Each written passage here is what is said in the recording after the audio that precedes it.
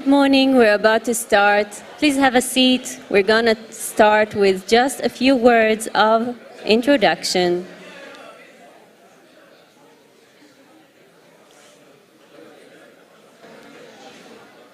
Good morning.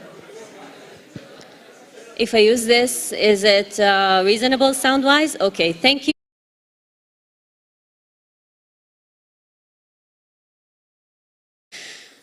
Thank you for making it through the intense heat and registration.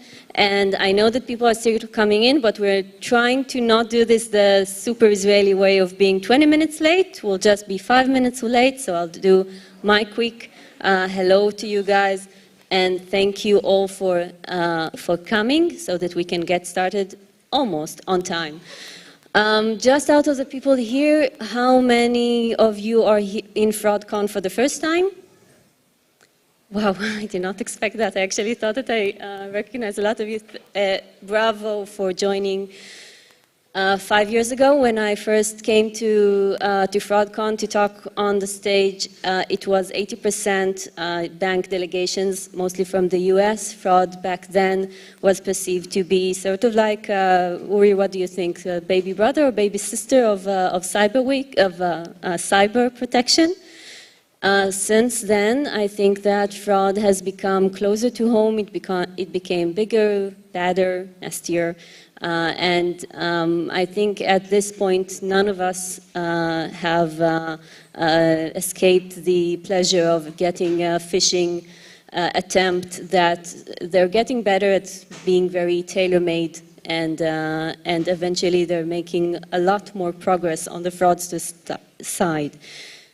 So to all the newcomers who have not been to FraudCon yet, I would like just to remind you that we treat the information and the methodologies that are shared on this stage and in the general community very carefully, very respectfully, because we know that attackers are actually everywhere. This year there has been a much more impressive surge, I guess I should be happy about it, of actual people registering to this event, and then when I do the minimal vetting and I find people who are reported as scammers, and that's just one more reason to be extra careful about sharing the data and information onwards. This is a good chance to say thank you to the university team for making this happen. It's not to be taken for granted that a professional event of this scale is happening for free. And with that, I will go back to the agenda and remind all our speakers to keep us on time. And it is such a joy to be able to welcome Graham and Ray to the stage. While you guys are coming up, I will also say a special thank you to all the international speakers. I know the travel is insane right now, and making it through this purgatorium is worth our time for sure. Thank you so much again. Later on, we're awarding all of you with gift books.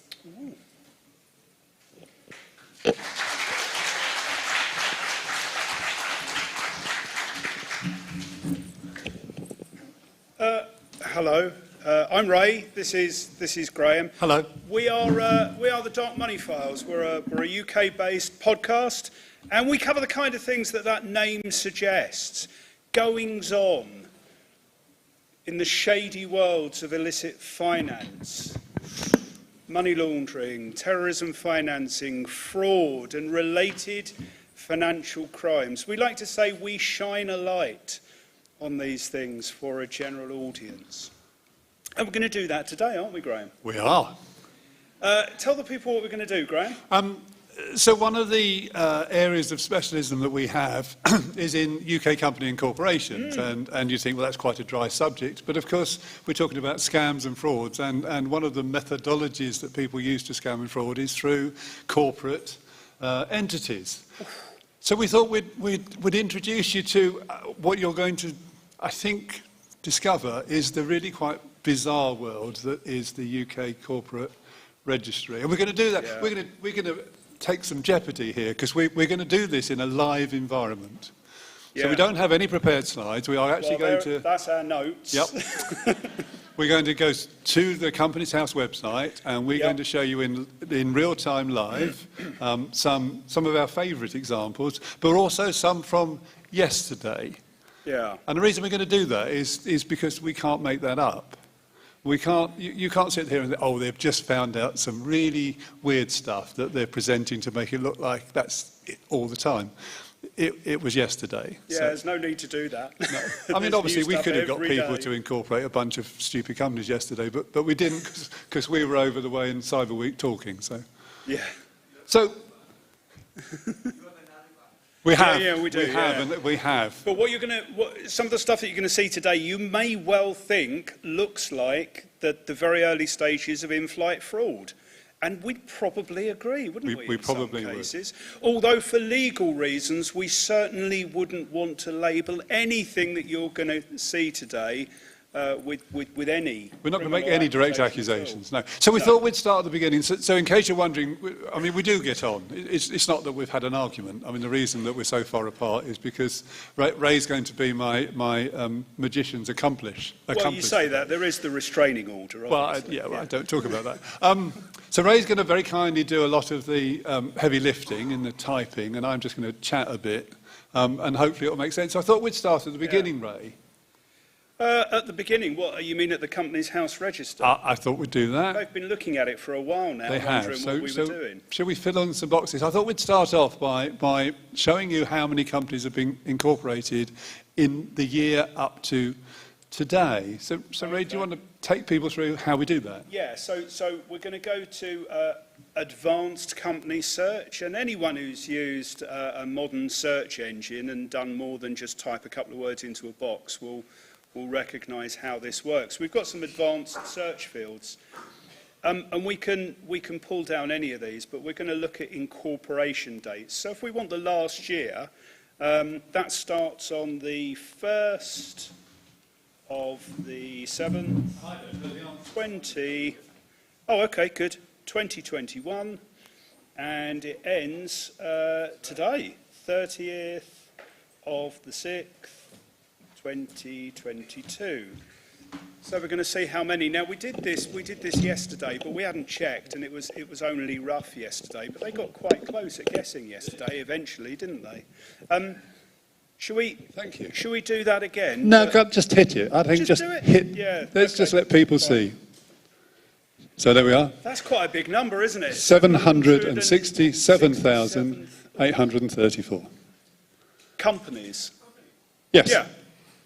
In the last 12 months. Liability companies, which means that the UK taxpayer underwrites any default by those corporate entities. So I can see somebody here who's looking in shock. 67. Yeah. Hold that thought. Yes. Because that's predicated on the assumption that all of these have been incorporated by people who live in the UK, and that's not the right assumption to make. No. As we are going to see. We'll let anyone incorporate. Actually, hold that thought as well. Yeah. Just hold that thought. Real or imagined, we will allow you to incorporate. Yeah. As you are going to see. Now, you'd have thought in the space of 12 months, most of those are still going to be happily trotting along and all very good. One of the things about Companies House is it does not check any of the information you provide. It does not check, I'm going to say that again, any of the information you provide. What it does do, though, is it sends letters out to the addresses that you provide to say, this address has been used to register a company, and you have the opportunity to say, I've never heard of this before. And what then happens is that the address will go to a default address at Companies House. So, Ray. I'm ahead of you. Hey, look at that. I'm mistyping. Yeah, that's okay. Companies House default. And that should... 2,980 of those companies. So within the space of 12 months, at least 3,000 of those companies have already said, Actually, that's nothing to do with us. Can you move that to Companies House? Including the Artificial Intelligence Investments Inc. Limited. I quite like the third one there. Oh, Mamma Oh, Mia Mamma Limited. Mia! It's What a mistake to make. Yeah. Wow. What can we say? Revolution Retail. It wasn't much of one, was it? White Julie. What? Yeah.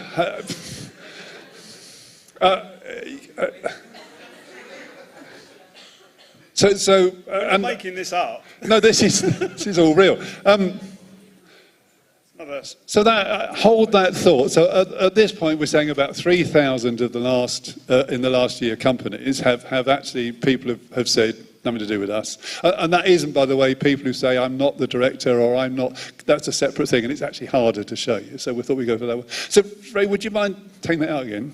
Should we clear all of that? And Ray, do you want to explain to the good people what a SIC code is?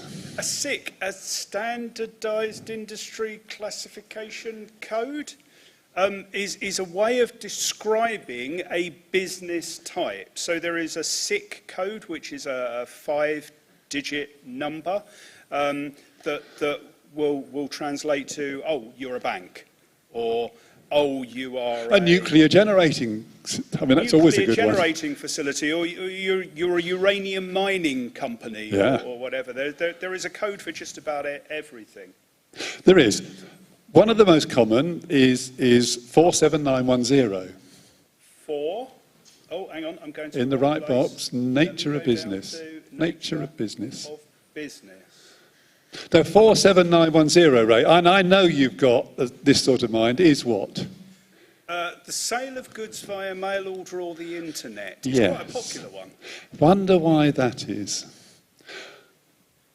Why is it popular? Well, you don't actually need premises to do that. Don't need staff to do it. It's very difficult for anyone to prove that you haven't actually got that business. So if I was engaged in some sort of fraud, for example... For instance... Having that as my classification code would be a good cover for not having any premises or any staff, because I just run this from home. Yeah, exactly. So it would also explain why, you know, on your bank account statement, you're not paying for staff or rent, or any other expense. Exactly. Now, there are about 600 standard industry classification codes. So if we put in 47910 and retain the dates, we'll find out how many of the 700-odd thousand. So, I mean, if they're evenly distributed among all companies, it shouldn't be that many of these. 12,000, I think. Yeah. Oh, no, 1,200. Oh, right, okay. 228,969 of those. Wow. Have we still got the incorporation date in? No, we haven't. Ah, okay. Put the incorporation date back in. Let's put that back in. That's in the.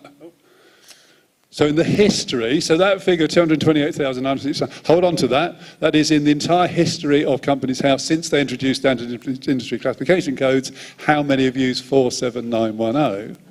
So 45,000 of that total. 20% just in the last year. 20%. Blimey. In the last year. It's a growth industry. It's almost the definition of a growth industry. And just remind me, during COVID, what else has been a growth industry, Ray? Bounce back loans have been quite well, they've been good, yeah. So 45,000 of the 700-odd thousand companies incorporated last year used just one of those 600 industry classification codes, and it happens to be the one which is most closely associated with fraud, scams, and other criminal activity. Now, I'm going to ask you to do something weird here, Ray. It wouldn't be the first time. No, that's true. Yeah, but we can do it in public. In the company name, just put the word trade. Okay. That's all I'm going to ask you to do. So we're now going to filter those 45,000 by those companies that had the word trading. Yeah, where you go. Eli's and Trade Limited. Yeah, keep going down. US. Carriage, Case and Trade, Golden Dragon International Trade. Russell, Matthew and Brother Trade. Oh, Campbell and Brother Trade. Michael Aubrey Toys Trade. Durarage and Brother trade, James Cameron furniture trade, Ronald William jewellery trade. He used to make films. He did, but he fell on hard times. Yeah, clearly. Lewis Christian furniture trade. Is anyone seeing a pattern emerge amongst these companies? Well, they could be. They could be. And now, if you could just put the word default into the address bit, Ray. Yeah, good point. Because now we want to see how many of these companies have defaulted to Companies House. 21. Right, George Parker Furniture Trade, Tobias Edgerton Furniture Trade, Jana Band Garment Trade, Paul James Fashion Trade. I think we are definitely seeing a pattern there. Yeah. So this is it's a bit outside the scope, but this was a huge network of companies that were incorporated in the UK using a naming convention that involved somebody's name and the word trade and some spurious, what would you call it? Occupation. I suppose. Some classifier, yeah. Yeah. So this is useful. Monitoring some of these changes is very useful in identifying typologies, which you can then take back to the general population. Where do you want to go now? Well, Ray, I know that you have a favourite company. I do have a favourite company anywhere on this register. And why is it your favourite company, Ray? Well, it's big. I think we can show these good people the world's most valuable company. Now, do you think you already know who that is? Is it Tesla? Is it Alphabet? Is it, no, none of those.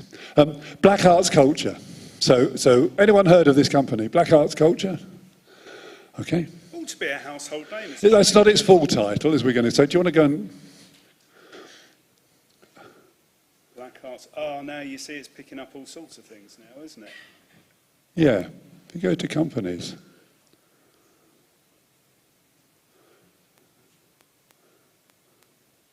Ooh. Well, I don't know what you've done. What have you done, Ray? I don't know, Graham. Just put in Black Arts. Let's put in Black Arts. Companies House occasionally does some weird things. Oh, there you are, second one down. Second one down. Black Arts, Culture, Music and Films Organisation. So, Corporation. have you heard of this company? No. Oh, All no, right. you must have heard of it. It's huge. Huge. Let's go and have a look. Let's start off by seeing who incorporated this company. So on the People tab. Oh, it's Javier Clemente Ngonga Vomo. Yeah, I mean, everyone knows him, surely. Fabulously wealthy individual. Where does he come from? Equatorial Guinea. Now, if we had a map, we'd probably give a prize to anyone who could point to Equatorial Guinea on it. One of 3 Guineas, famously. Oh, I think it's 4, actually. 4? I think so. There's Guinea-Bissau. Guinea. Guinea. Equatorial Guinea. I'm sure there's another one. Anyway, Papua New Guinea. See, I knew there was. Thank you. Yeah, but that's new. That doesn't count. All right. York. It's not really in Yorkshire at all. So Mr. Ngonga Vomo is just coming up to 40. He's started a number of companies, including, by the way, the United States of America Corporation Limited, which I thought was quite clever. One of the things you can do, though, Ray. Yeah. Do you want to take us through the filing history? The filing history. Oh yeah, this is magnificent. Oh, hello. So I don't know if you can see that. Can you see that? That says the statement of capital. Can you do a control and? Let me see if I can make it. Yes, better. Look at that. That is, and I've practiced this. That is 670,661,999,999,334 pounds. That's easy for you to say. Of capital. Yeah. And if you're interested, that equates to just about 10 years of the entire globe's GDP. It's a big company. It's huge. I told you. Massive. We can look at the filing document, Ray. Shall we have a look? Yeah. How did he get there?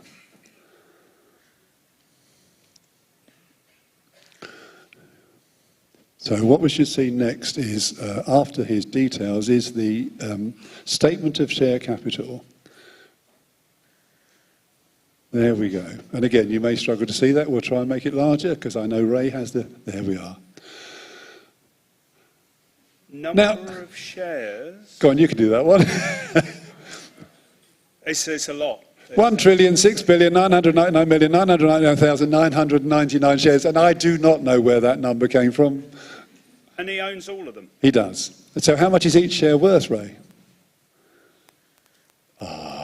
666. Oh.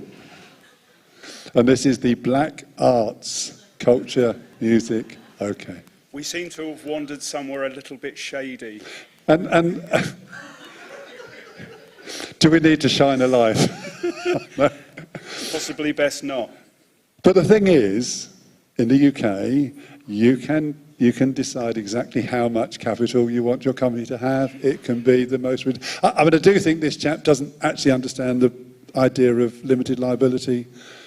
No, because if we put £1 in there, his creditors could only pursue him ever for £1. But he's put 10 times the world's GDP in there. So if he goes bust... He's opened himself up somewhat, to be fair. Yeah. Yeah, so that's a big one. Okay, so what's your next favourite company? Well, I think there's a company in the world that's actually managed to sort out time travel. Oh, yeah. Do you want to go there? Now, you'll all have heard of this company. I'm absolutely sure you'll have heard of it. Air Canada. Ever heard of them? Okay, they've done something really quite remarkable. They have. Well, first of all, it's an odd place for them to be based, isn't it? It is, actually. Oh, no, it's right next to Heathrow Airport. Oh, right, no, fair enough. So I actually know that building. Actually, sorry, you need to do this on the... No, it's the right one, but you need to do it on the advanced search. It's a quirk, Ray, and I should have been clear. So if you do Air Canada on that one... I'll take out the default. It won't work, and in fact, Take out the date. That probably will work, but take it out just to be on the safe side. Okay. And probably the SIC code, because it's not going to be a... You mean to tell me that Air Canada doesn't run an internet retail? It doesn't, no. Have a go now. Okay, let's try that. And you're probably going to need to make that bigger. Air Canada closed. That's the one. Okay. So I'm sorry to tell you this, but Air Canada has closed down. Which is a shame, because it hasn't actually opened yet. So, interestingly, they seem to have cracked time travel, which is fantastic, isn't it? You heard it here first, or possibly last. I don't know how these things work, really. Tenses break down slightly, don't they, when we've mastered time travel? They do. But yes, they're going to open in 21 years' time. Yeah. So and we're looking forward to it. Very much looking forward to that, yes. Well, actually, no, I'm hoping to still be alive. I'll be 90 years old. So I'd be really happy. Yeah. Bring it on, Air Canada. You'll have no idea why, but you'll be really happy. I struggle enough already. Wake up in the morning, look in the mirror, who's that?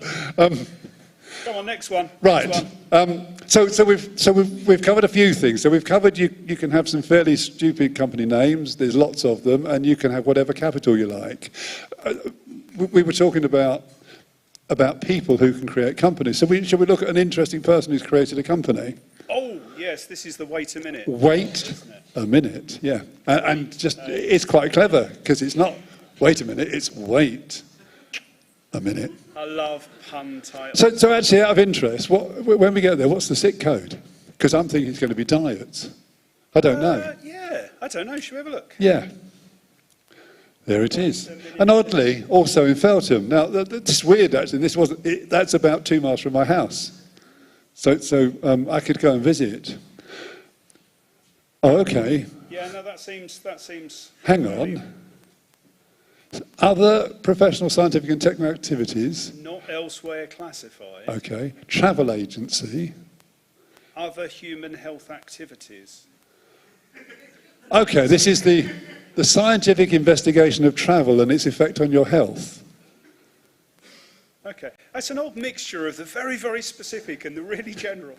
Yeah. Okay. So we want to know, don't we? Who is the person behind this company, I wonder? Should we have a look? Have a look. People.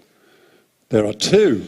Anthony Hardley, and Holy Jesus Christ, whose nationality is angelic. Country of residence, heaven, occupation creator.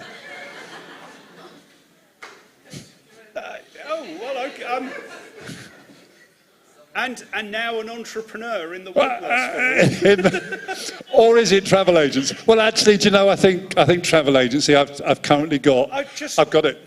Transubstantiation. It's you know, it's where we all want to be, isn't it? Transubstantiated. Exactly. It's all making sense.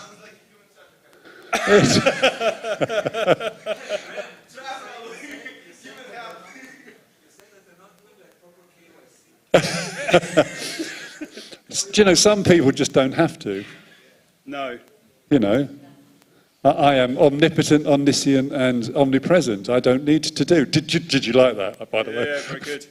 Know your creator. Know your creator. KYC, very good, Ray. Yeah. Excellent. Know your creator. We're here till Friday. Yeah. Okay. Let's get a little bit more serious. So should we have a look at some companies that were created yesterday? Yes, let's look at some companies that were created yesterday. Actually, before I do that, and as I said, we do have an automated bot, which actually I think is relevant because I think the next session is about bots.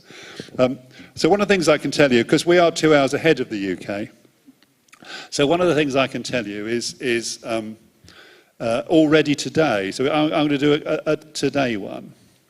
And what I'm going to tell you is at 7 o'clock this morning, these are the nationalities of non-UK people who had registered a company by 7 o'clock this morning.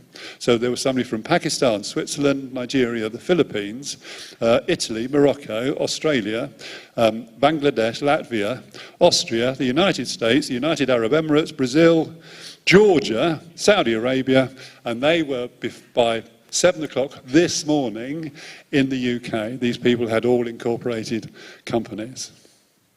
Why do they come to the UK to incorporate their companies, Craig? That's a really good question, Ray. For a variety of reasons. I mean, potentially. There's no need to be coy. We're at a thing called FraudCON. So in Pakistan, and there are, that's about the second, so the most popular nationality of people incorporating companies in the UK other than Brits is Romanian. And about 5% of all UK company incorporations currently are by Romanians living in the UK. They're incorporating at the rate of 5% of the entire Romanian UK population every 6 months. Pretty good. And actually, had we been incorporated at the same rate as Romanians living in the UK, there would already have been 4.3 million companies incorporated this year so far. So that's an issue. Pakistan comes second.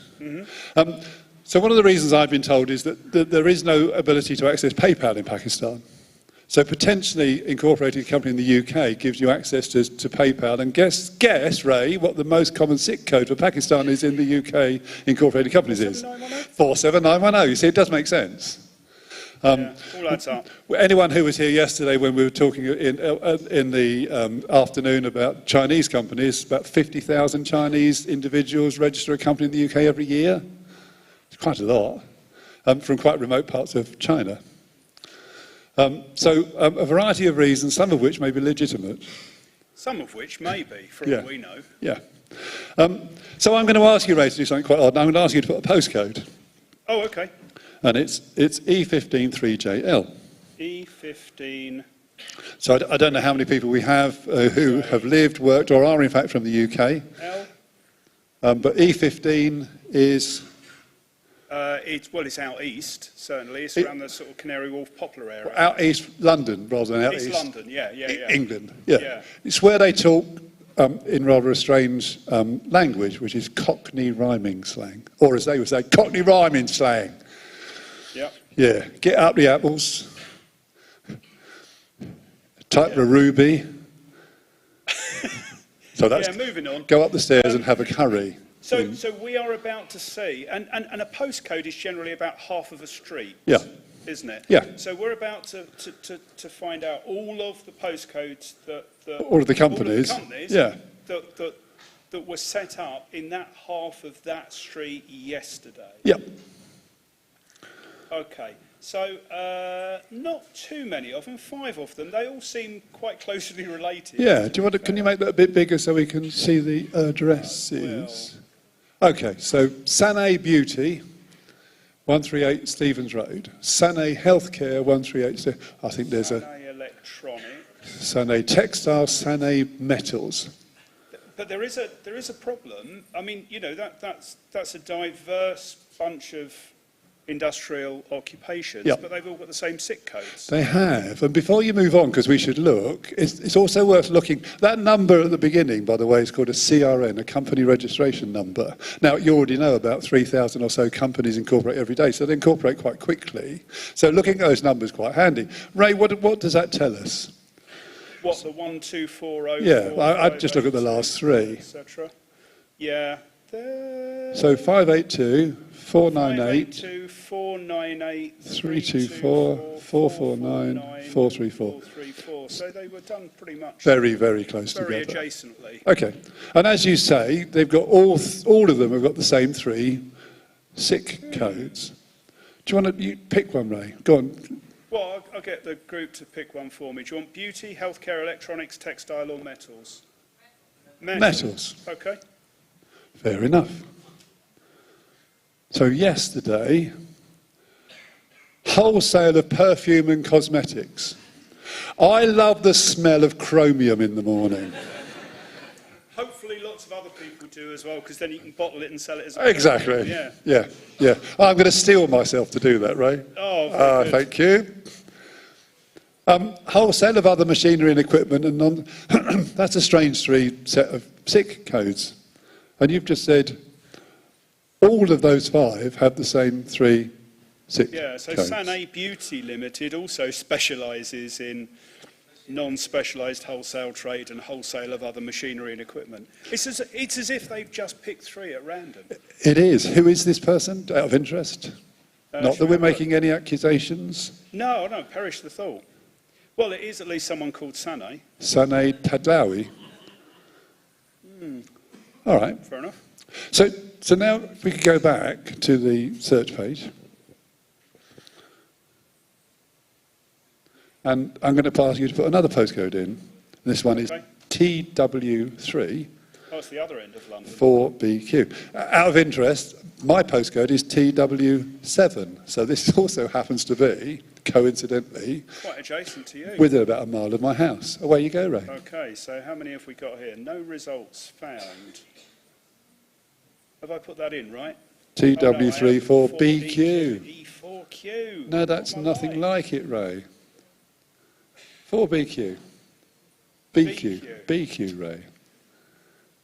You're having a moment. I am having a moment. It happens, I'm afraid. There you go. Santan. Santan. Santan Electronics, Santan Textiles, Santan Metals, Santan Beauty. 4 of them. Does that look similar? But this is actually the other side of London. Look at the company registration numbers. 357, 359, 275, 500. So 3 before and 1 after, the ones we've just seen. Dotted in and about, yeah. And the SIC codes. They're all the same, and they all resolve to our favourite 3. And this obviously isn't Sané Tandui. This is... Who is it? Santan Dias. Portuguese. This time. So that's kind of amusing and also kind of troubling at the same time. It's troubling because incontrovertibly, these 9 companies have been set up by people who are acting in concert. And potentially it's the same person using somebody else's name and address. I cannot find a single good reason that these have been set up for normal commercial activity. And therefore, it is only... We have a phrase which is burner companies. So you'd probably heard of burner phones. But we believe there are burner companies which are set up probably for one specific activity, used for that activity, and then never used again. How much is a burner phone, incidentally? The ones that they used for EncroChat were about 600 quid each. About 600 quid. Yeah. So a burner company in the UK. How much do you think a UK company costs to set up? Anyone know? £12, yeah. Yeah. £12, 48 new shekels. Yeah, roughly. Bargain. Yeah, you can have as many as you like, can't you, really? And there are 770,000 registered every year. About 20% of which, by the way, are registered by people who do not live in the UK, so if you were interested. According to our best estimates, also between 15 and 20%, possibly more, are set up with absolutely no commercial intention in mind, which is potentially... Ray, you're good at maths. Oh, yeah, but I wasn't listening. Do you know something's never changed? 20% of 770,000? Yeah, it's a lot, certainly. 140 odd. 154,000 companies a year. Blimey. Yeah. So I mean, look, we've taken you on a bit of a tour of what we might think of as the Chamber of Horrors, but we didn't have to look too far. This is stuff that was going on yesterday. And if we were doing this tomorrow, we'd find something very, very similar, very easily. It doesn't take very much effort at all. So, given who our audience is, Graham, what have we got to tie all of this together? What thoughts do we want to leave people with? Well, I think I have two thoughts, Okay. Ray. My first thought... That's good for you. Yes, it's one more than I normally have. Yeah, well done. Thank you. The UK's Open Business Register is one of the most fantastic resources there is. There are somewhere between 4.5 and 5 million companies active on Companies House. You can search that freely, without cost. It's hosted on AWS, as you saw. It's incredibly quick, incredibly stable. The search criteria are very useful. There are some obscure ways of searching, which is beyond the scope of today, but actually extracting information from Companies House, very straightforward. For those of you who are technologically minded, there is an API which you can get a free key for and access. So it's an incredible resource full of rubbish. But what would you rather have? Yeah. A free-to-access, fully transparent register, which you know has got some garbage in it, or a completely obscure, completely opaque register, which you are told by somebody who may have a vested interest in telling you that it's all perfectly good information? That's worth thinking about, isn't it? I know where we are on that one. Absolutely. And I guess if there's any quick questions, have we got time for a question or two, Gilit? Or yeah. So any questions? Take any questions.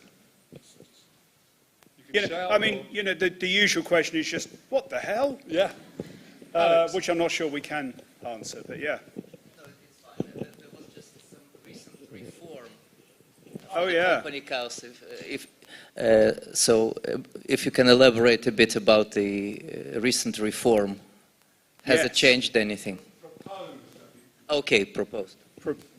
Proposed, shelved, hastily unshelved in response to the war, and currently slightly opaque. Yeah, we can talk about that, can't we? I think we just have. Yeah. There's this revolutionary new rule. They're actually going to require people to validate the information they provide in order to incorporate a company. I mean, that is... I'm generally for it, yeah. It is a fact in the UK that you need to provide more evidence to get a card to borrow a book from the council-run library than you do to create a company which can then trade anywhere in the world. And you have to pay more for a licence to keep a pet dog in Northern Ireland than you do to set up a limited liability company which the taxpayers will underwrite all of your debts for. Yeah. Sorry, I get a little bit cross when I think about that. Yeah, I mean, you can actually you can register 4 companies for the price of registering 1 new car. And if you think you can do damage with a car. Yeah. Any other questions? In which case we will... Yeah.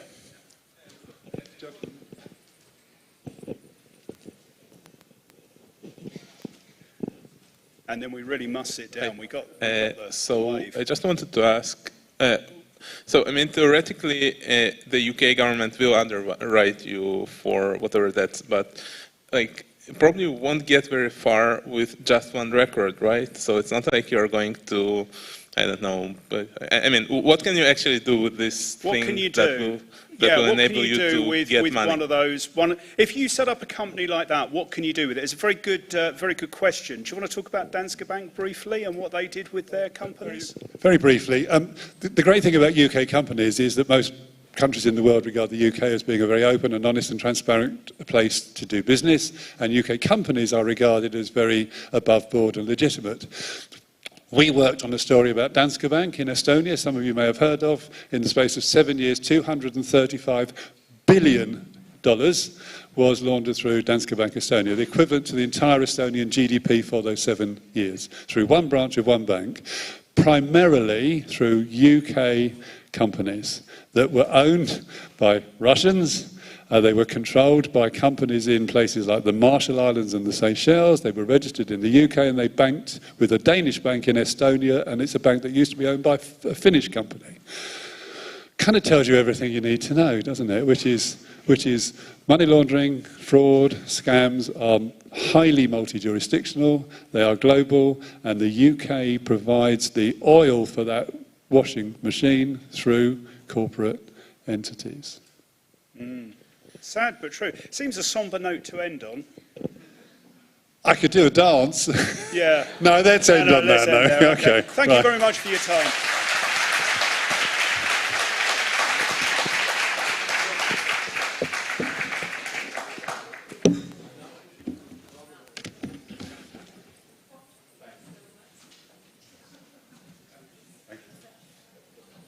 Thank you so much. You need an announcement? Oh, if you're good. Thank you so much, Graham and Ray. That was an awesome reminder to why many of us, I think, fell in love with your podcast, The Dark Money Files. It's a great way to consume very disturbing information in a very reassuring, fun voice. The charm does it all.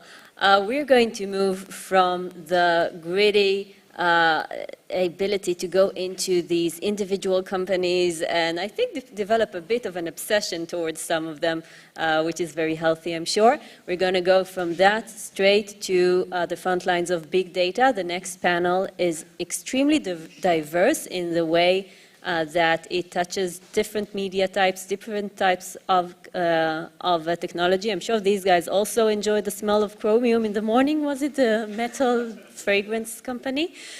But for them, it's more chromium brings them more to the area of the browsers, chromium-based browsers, and their privacy changes. So I am very honored to welcome to the stage our panelists on the bots detection panel. I will start with the sponsors because that's what we're supposed to do, but also excellent speakers. So Segev Fogel from IBM Sphere, IBM Security. Roni Yungelson from DoubleVerify.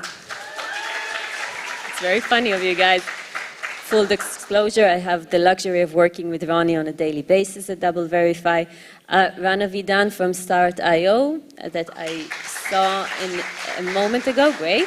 And last but definitely not least, the wonderful Michel Hayet from Appsflyer.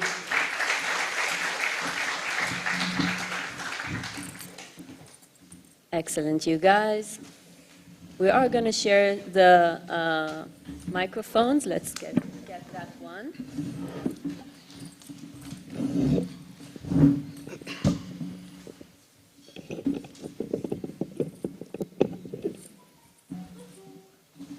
The room looks much bigger from here. Yeah. Okay, welcome. When we sat down to talk about bots detection, it turned out that we do completely different stuff, and still we all defend from probably the same attackers who are getting creative in touching different versions of what a bot can do to steal a lot of money. So we will start with the question of what bot means to you. And through that, we will also give you guys the opportunity to tell a bit about yourselves and how you got to do what you do today. So we're going to go with the... That's very helpful of you to sit in this order, but almost. We're going to start with Segev and Roni, Ran and Michel, and then we'll have enough time for Segev to come back to do a bit of a demo for us as well. So let's see. What do bots mean to IBM? Hey everybody, so I'm Segev Fogel. I'm the web research team lead at IBM, and my story with bots started a few years ago. Since then, I've developed a few dozens of bots, me and my team, both for personal usage and for work-related tasks. Some of them are even running today in production, in our production systems. So I'm going to start with a small definition of what a bot is. So a bot is an automated software designed to emulate human behavior, mostly in the internet. So we encounter bots in various sectors, and I come from the financial sector, so I'm going to talk about the threats we're experiencing there.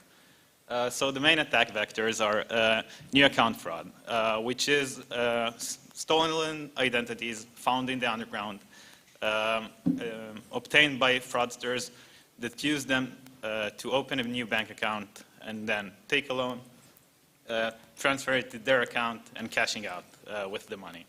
Another really main attack we have is credential stuffing, also stolen credentials from underground dumps used to check whether the account is still active, if the balance is positive, and if the money can be stolen from that account. We have a few more threats we encounter in the financial sector. So the first one is aggregators. So aggregators are a tool designed to display information for multiple financial institutions in one place. They supposed to do it through the PSD2 regulated APIs, but they not always do so. Sometimes they use web scraping on the bank side. This poses a security threat for us, as there's a backdoor into the account and already approved device that can access the account and perform the fraudulent transactions. Another threat we're facing is the automated fraud threat. It's not really at scale currently, but we do see it as an emerging threat to look out for in the future. Fraudsters logging in the middle of the night with your stolen credentials, performing the fraud from your legitimate device, so that companies like us won't suspect that a fraud has been made. So going through our detection mechanisms, so we can divide it into two main sections. The first one is platform attributes. So bot frameworks are not supporting the whole functionality of a user-controlled browser.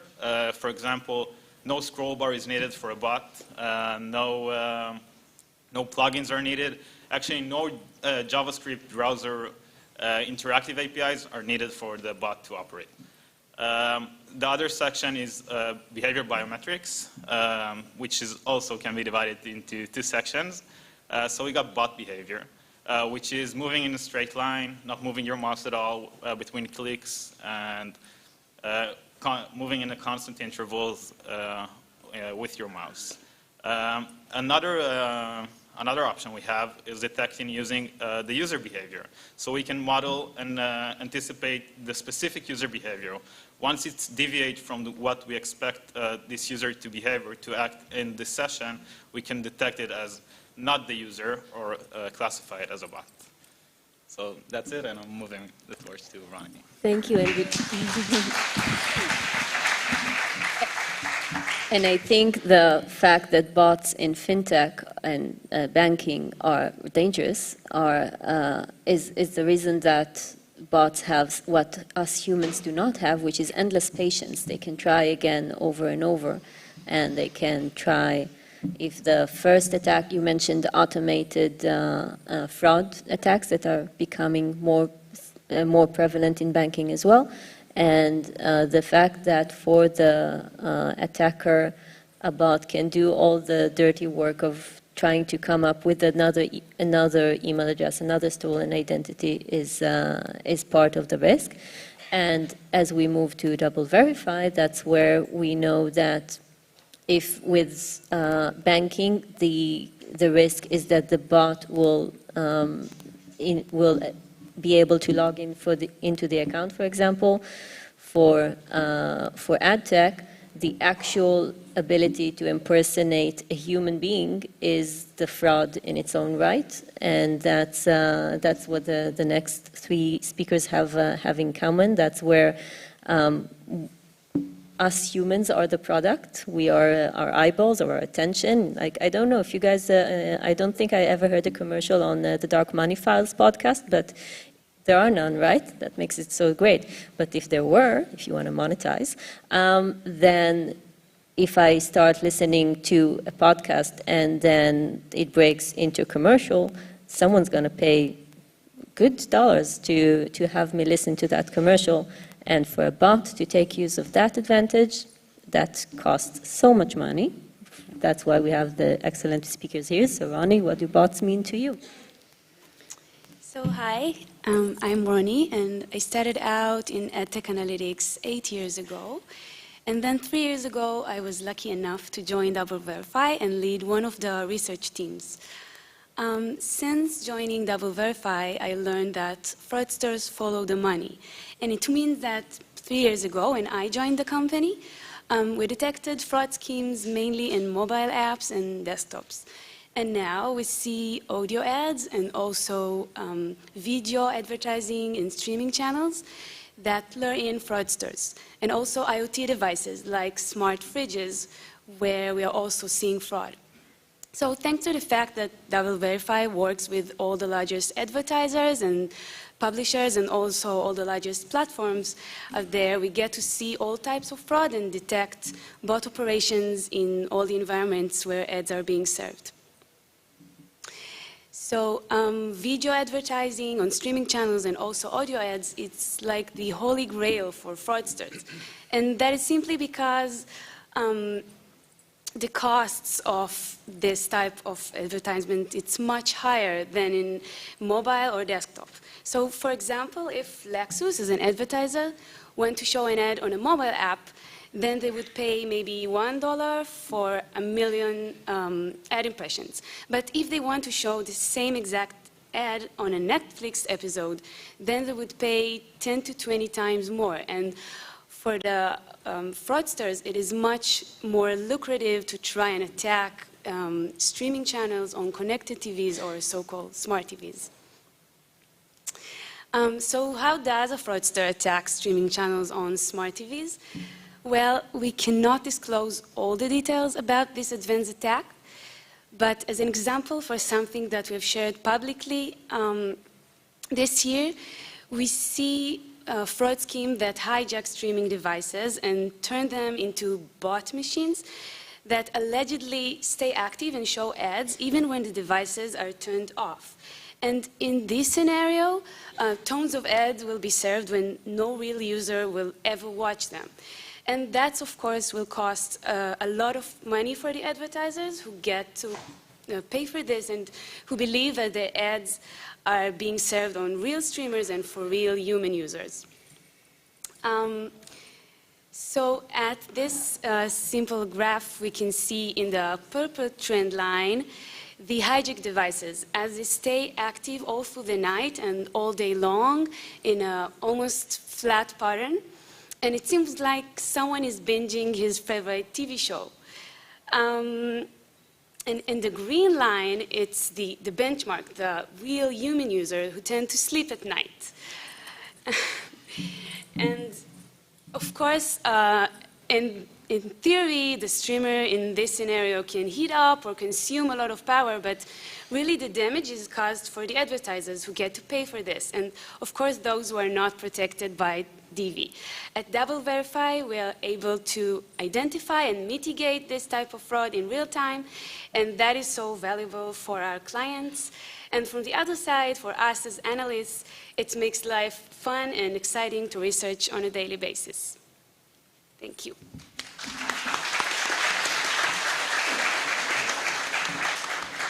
You guys are so cute for applauding. That's so nice. Ran, what do bots mean to you in mobile?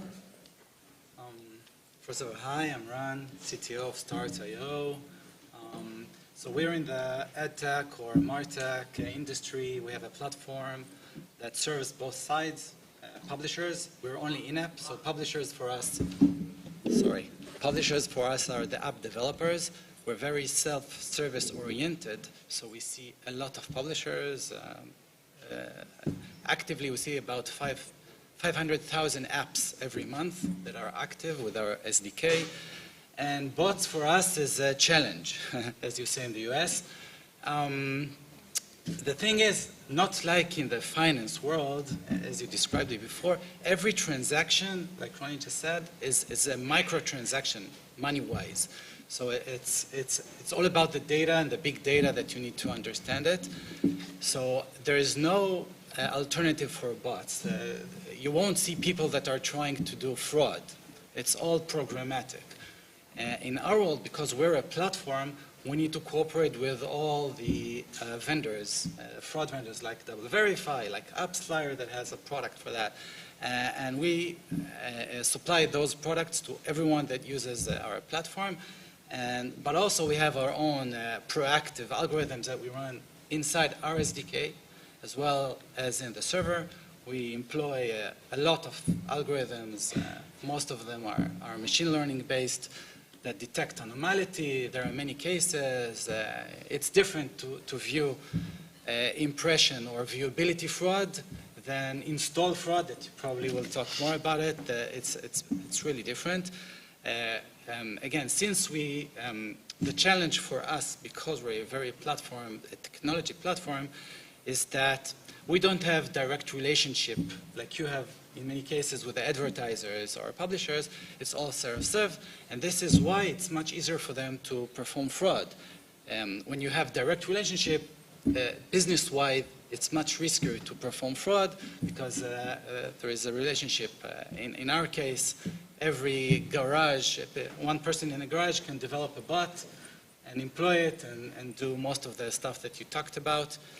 This is why it's a bit more complicated, and this is why when you see so many apps, and a lot of them are very small, they're actually under the radar. So it's much harder to catch them doing fraud on a big scale, like in many other cases. Another very important thing is this panel is concept, or you guys are concentrated mainly on fraud that comes from the buyer side, the people that pay for the advertising, and they're afraid of losing money. But a lot of them actually are publishers, and if we talked about trying to hijack devices, there are advertisers, okay, that uses advertising to get to users in order to, or to devices to hijack them. This wouldn't be the Lexus buying from CNN News, this would be smaller advertisers. Yeah, very small advertisers. They don't need a lot of devices. Few thousands of users is enough for them to create value for them. So in that sense, we need to protect the user. On our end, it's a bit different than what you discussed. And for that, we need to understand what is a malicious advertiser. And it could be into two modes. It could be malware, and it could be content which is not appropriated to show. So in many cases, you see advertisers that come, they declare that they have advertising for one specific content, and they're developing a bot that resides within the ad itself, that if he acknowledges that the user is right for them, they switch it and they present a different type of advertising. So it's a kind of a different kind of a bot, but and the thing is, it's very interesting that you said fraud in all. You see a lot of fraud where you see a lot of money. and the ecosystem of the edtech runs a lot of money. So you see all kinds of fraud, and every time there is a new discovery, for new fraud, and then you can quarantine it and try to handle it, you see a new one. So it's a very evolving, very dynamic, very interesting wise. Again, not business-wise, but developing-wise. It's very, very interesting. Yeah, it's fun to be the researcher to catch these guys. We had a request to talk closer to the mics, because I think the very last row is having a bit of an issue. And I completely agree that when you are in this business of being in between the advertisers, the publishers, the users, and you find yourself as a fraud fighter protecting sort of everyone, which is makes you feel very important, of course, to all. And I know that even from the experience of my almost 10-year-old son, who's super cute, and he asks me when he wants to install an app, am I going to get addicted to this one, Mom? Is this a game that's going to keep me up all night? And I once let him install an app that had shady reviews. The phone heated up like crazy because there were too many ads running when he was definitely not playing. I saw him, he was asleep. Yeah. Michel in Appsflyer. So, can everyone hear me okay? Awesome. So, hi everyone, my name is Michel Hayet, and I come from Appsflyer, and for those of you who don't know Appsflyer yet, what we do is basically mobile advertising measurement, or mobile attribution as we call it. So, we're a big company. We have over 1,300 employees worldwide. I'll give you the clicker so you can answer your slides. Which way is forward? This one? Okay. So we have over 1,300 employees worldwide, and what we do is basically we measure advertising activity, because attribution basically means credit. When an advertiser like, let's say Nike, has an ad somewhere in an app, and they want to know which publisher, which site, which app they want to attribute credit for in order to pay them the cost per install cost, okay, the CPI, or the CPA, the cost per action, which happens later on during the user process. Now, a lot of the people here mentioned a lot of great stuff, and basically where fraudsters will be where the money is, basically, and that's the main claim that we have. And basically, that means that our basic mode of identifying fraud, identifying mobile attribution fraud specifically, because fraud means a whole different thing for a lot of different people. It evolved from identifying install fraud into identifying cost per action fraud, which happens later on during the user process within the app. And a few words about where bots play a part in this world in mobile attribution is basically, in one word, scale. Like you said before, no one's going to go and interact with the device anymore. You're not going to see actual people operating like a single line of code again and again and again. Basically, bots mean automation. Automation means scale. And if you want your fraud operation to be successful, you have to get scale. Otherwise, you're either going to be identified very quickly, you're not going to make as much money to make your operation worth its while, and basically no reason to operate it. And our job is basically to identify different elements within the mobile device, different information points that can help us identify this type of fraud, all types of fraud, very sophisticated. Gilit, am I on the case? Is this the Sneak.io one, or? Not yet. Not yet, so now? Now. Yeah, Good. okay. Sorry, I can't see the screen, so bear with me. You can stand over here. So a nice story that I wanted to talk about is the case that where we cooperated with the company also dealing with fraud protection and identification called Sneak.io. An amazing company that basically managed to identify a type of malware that exists on iOS apps. Now, just a quick background, iOS is considered to be the safest mobile ecosystem for mobile advertisers because they run such a tight shift in evaluating apps that go into their economy.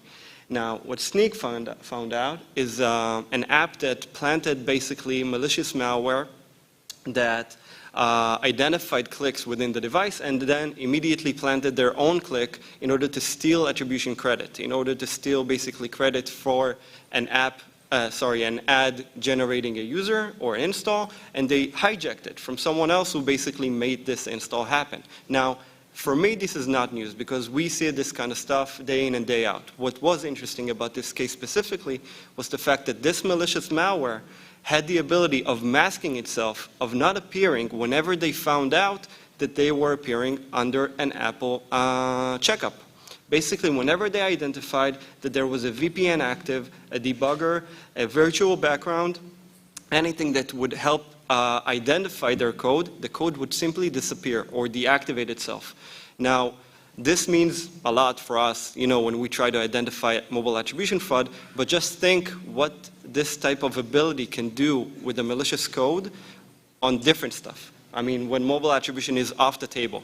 Just think how much information you can steal from the user, what type of information you can steal, and what you can do with this type of ability. And it's been a year and a half since this case, and just think where they took this technology since. And I'm going to finish here because I know we're short on time, but if you want to learn more about it, you can go into our website and check out the story.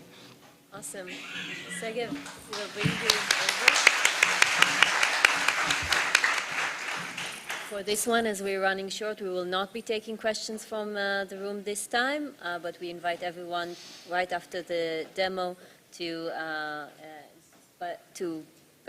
bug everyone with questions over the break.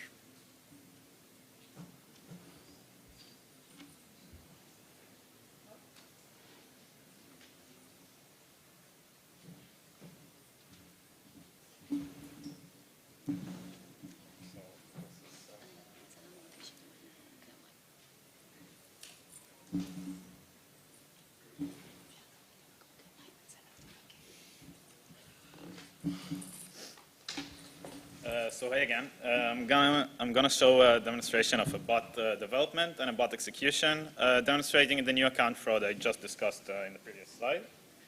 So this is shown in double speed, so I won't bore you. It took me 2 minutes to build this bot. In the left-hand side, you can see the tool actually recording my actions, translating them into bot executable actions. So this tool is already embedded in Chrome and available to all of you without installing any additional software. So Chrome is around 70 to 80% of the browser users we see users are choosing to access their bank account from. So in the most of the population connected to the internet, a bot development and execution infrastructure is already existing. It's a really scary thought.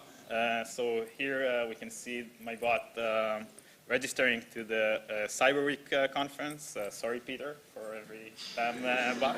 And so we just registered successfully. So let's just see how the bot executes. So please pay close attention because it's only 20 seconds.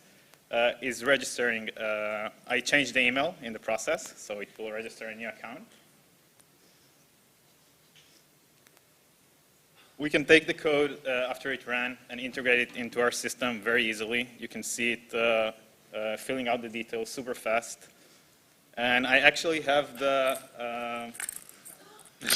side of the bot we just registered, so that's nice. So this is the code you can export. This is Puppeteer code to all the bot developers out there. I guess you know it. And so that's cool and all, and I just want to connect all the dots we talked about. So I mentioned stolen identities, and we kind of think, okay, that's the hard part. How do I get those stolen identities? So I want to show another quick demo. So this is me Google searching. I can't disclose what I searched, but it's a really short phrase, and we found over 1,000 results. All of the results were containing dumps of identities. I searched for a social security number in this case, so American stolen identities. So this Mrs. in Florida, which got her account identity stolen sometime. It's clear that bot development is receiving a huge boost in the recent years and becoming more accessible even to people who doesn't code on their daily life. It's already believed that bots are like 50% of the traffic on the internet, 50% of the traffic coming from automated software. We only expect this number to grow in the near future. So be careful out there. Thank you.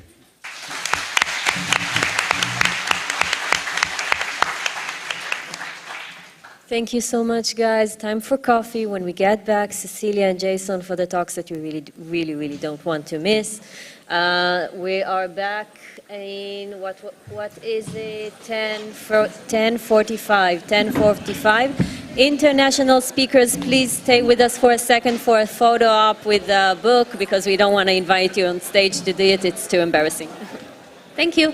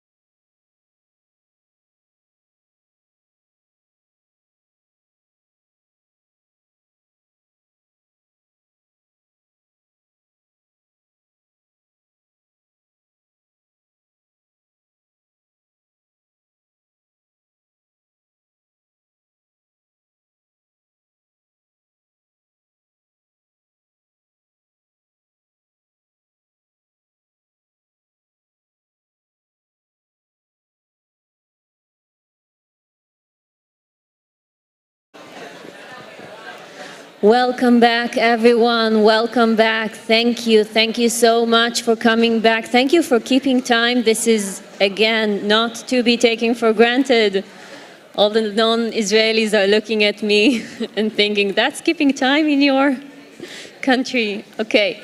Our next speaker, I cannot be, well, as you can see, it's really an honor to be able to invite the next speaker, the person who not only puts the human factor in this conference, I believe, but also for this specific event, took the extra effort of discussing the story from the perspective of the financial system and the way it does not always have your back. And it's an honor and a pleasure. Thank you again, Cecilie Fjellhøy, sorry.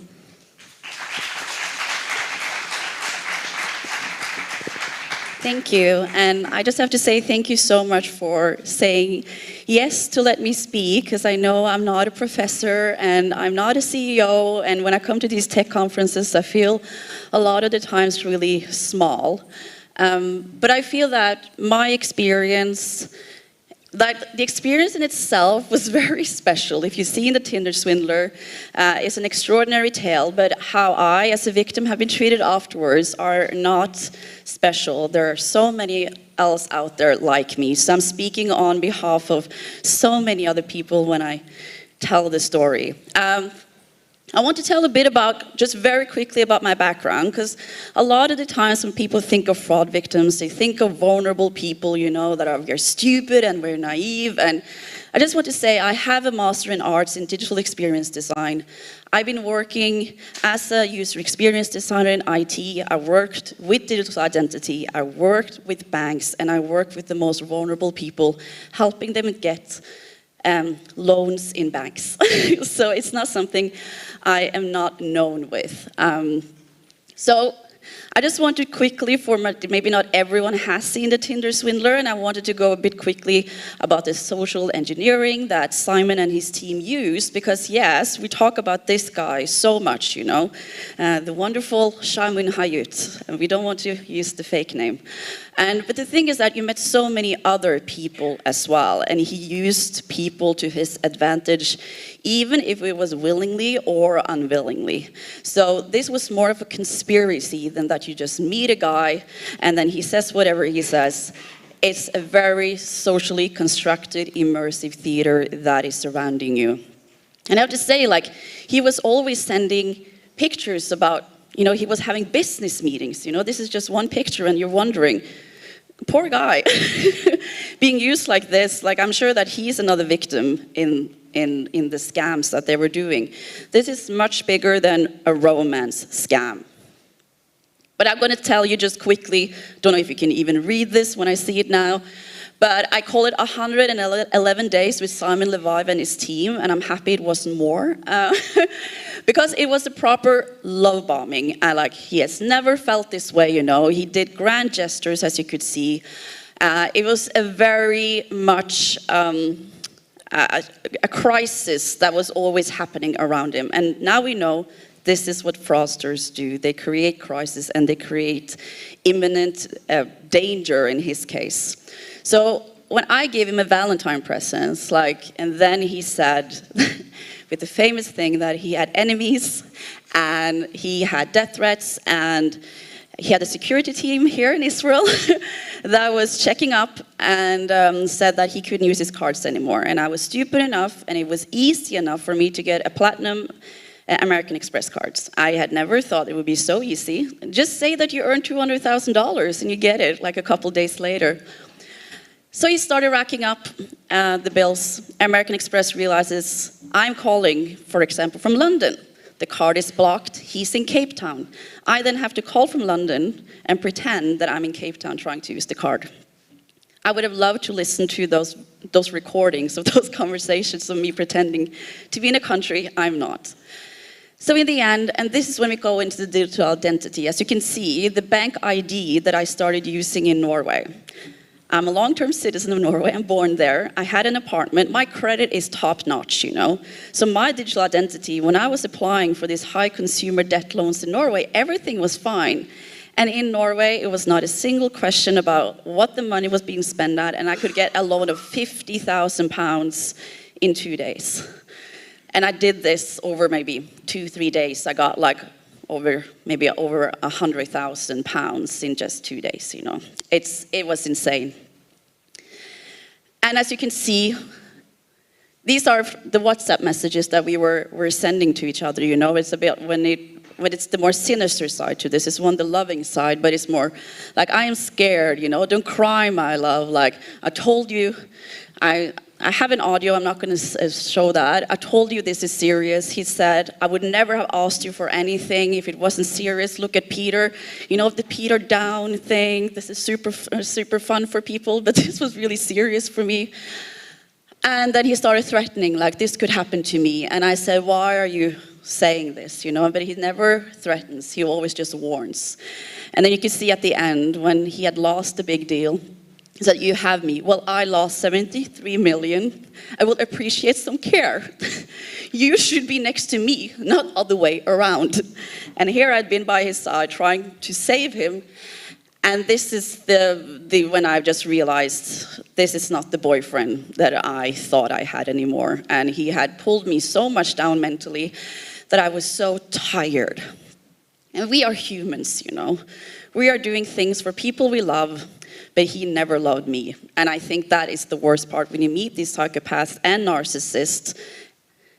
You don't believe that someone can lie like this or be like this. But there are people out there. And I think it's important for us to talk more about it. So what I was saying that we know about in fraud and why what he did was so clever was it's never in his name. It's always in his victims' names. And we are the one sending either in false documentation or taking up high loans, and we're left with it. And I was doing some research about like how could I fall for this. And I think the reason was that I was in London, been in a vulnerable state, just moved there. And he was a CEO of a diamond company. You know, he knew everything. If he said something, call the bank. The bank said exactly what he said. When he gave me the check, you know, if you've seen the documentary, he gave me a check. The bank never checked if that check was real. You know, he knew these type of things, that they wouldn't check that. And I said, there was I call it an abusive relationship, and the inequality in power that we had was insane. And I think by that, it ended so badly for me. So in the end, I had racked up 9 loans in 8 banks, and that is insane. $211,000 in 54 days. Like, how could that even happen? When I'm looking at those numbers, I was in shock. So I went home to my mom, and this is the paper where I wrote down on the left was all the loans that I had to go in, and this was terrible for me, because this is when you realize what you put yourself in the situation.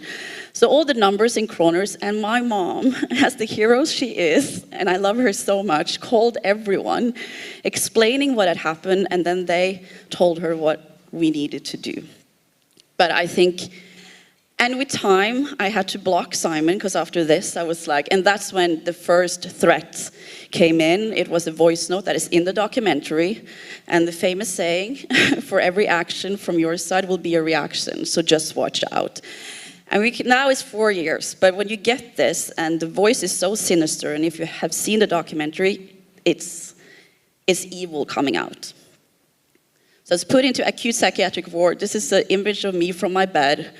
I got like no caller ID, missed calls, and I tried to get out of I asked the bank, the phone conversation, the email, if I could delay the down payment. I said, even though we understand you're in a difficult situation, they can't grant me even a delay on my payment. And when you have 9 of this, what are you gonna do? I think it's insane that the banks can't even give a fraud victim a delay in the repayment, so you can understand what you should do and you can go into conversations with them. This needs to stop. I was in acute psychiatric ward. Don't send this to someone that are. And then I come back to London and he sends this wonderful email. You're trying to hurt me, you will get hurt. We know you, your friends, your family. And then you have the banks on the other side. And then you're talking to the police and no one cares. So you can imagine what will happen next. Luckily, nothing happened because he met the wrong girl. He met the wrong woman. This was where how dare you threaten me?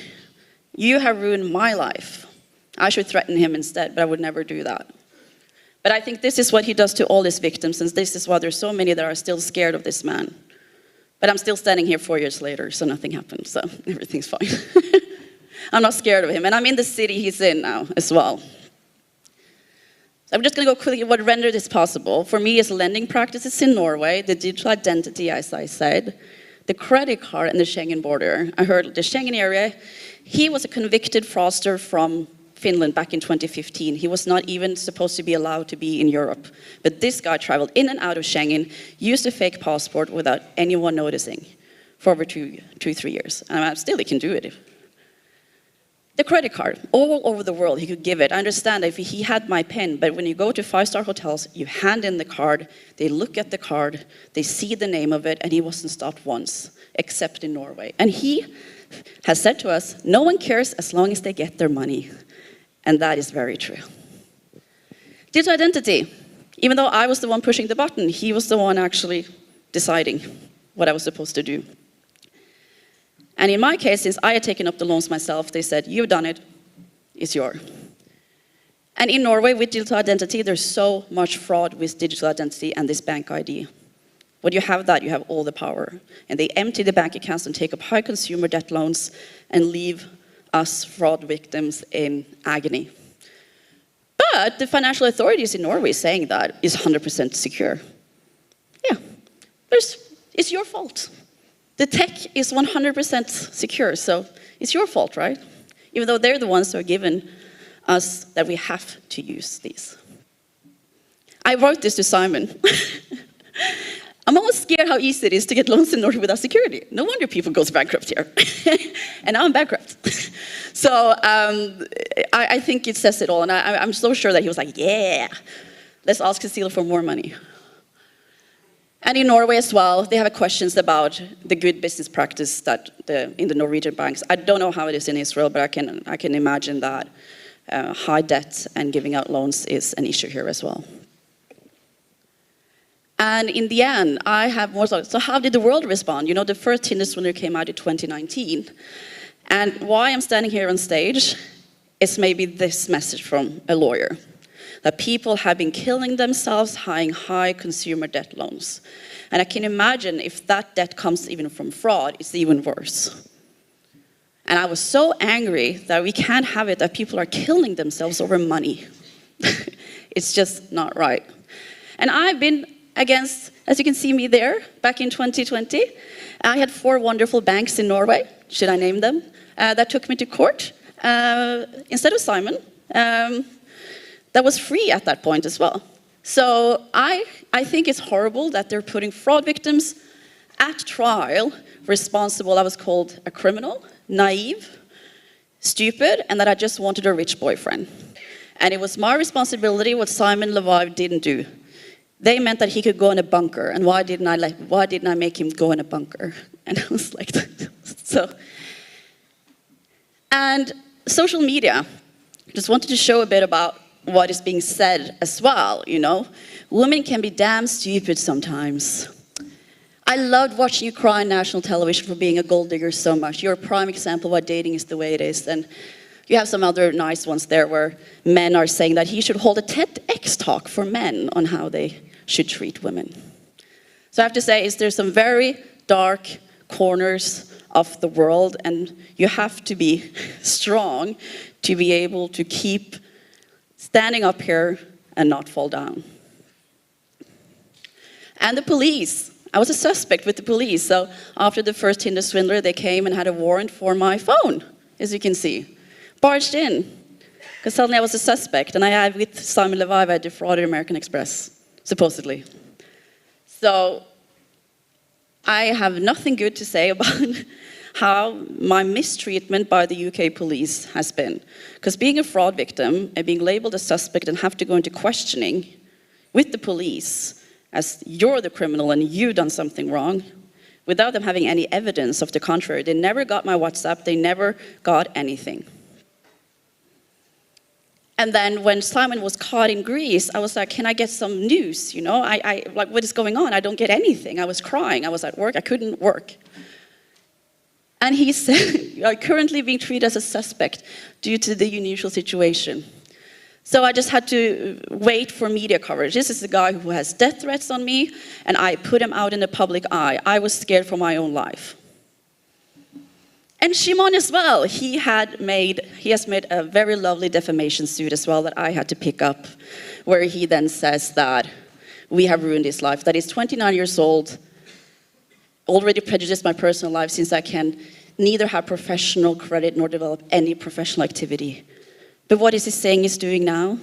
Isn't he a real estate investor in Bitcoin? Yes, but yeah. So having these blows after blows after blows do something to you. And it's not right that you have to fight so hard as I'm doing to get justice. And he's still out there. But I have to say, status 2022, like this has gone on for some years. The Tinder Swindler came out in February. I had to make myself bankrupt in the UK. I still have my debt, but I'm getting help negotiating it. And now we have teamed up with the real Levives, which I'm very proud of, because we needed to be stronger together. And I'm so proud, actually, that we have come together and done something positive out of a really, really bad situation. So we're helping the Levives in their lawsuit against Simon. We're going to be witnesses, and we have given up all our documentation that shows that he pretended to be the son. So this is something I'm very proud over, and that you are doing something positive and hopefully you're regaining some power back. So I'm just going to end on let fraud victims join in on the fight. It's so important that we are part of the conversation. And I think by making fraud more normalized, that we talk, not fraud in itself, but talk about fraud and you've been tricked, we can get to the criminals quicker. So thank you so much.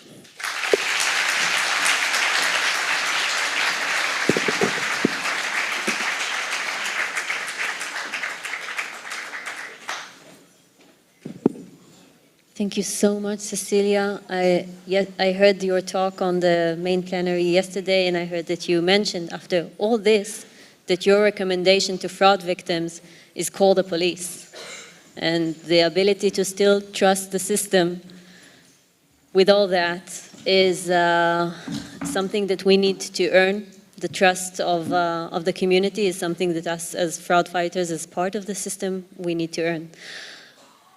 Our next speaker, I asked if I could take a short list of his many, many, many achievements, and then he told me, yeah, you know what, just describe me the way I describe myself. So, hacker, helper, human, Jayson E. Street. Thank you very much.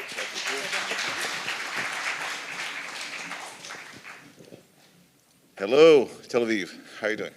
I know we're supposed to thank our host, it's like for being here, but I want to say I appreciate this conference. It's like I travel the world and go to conferences all over the world.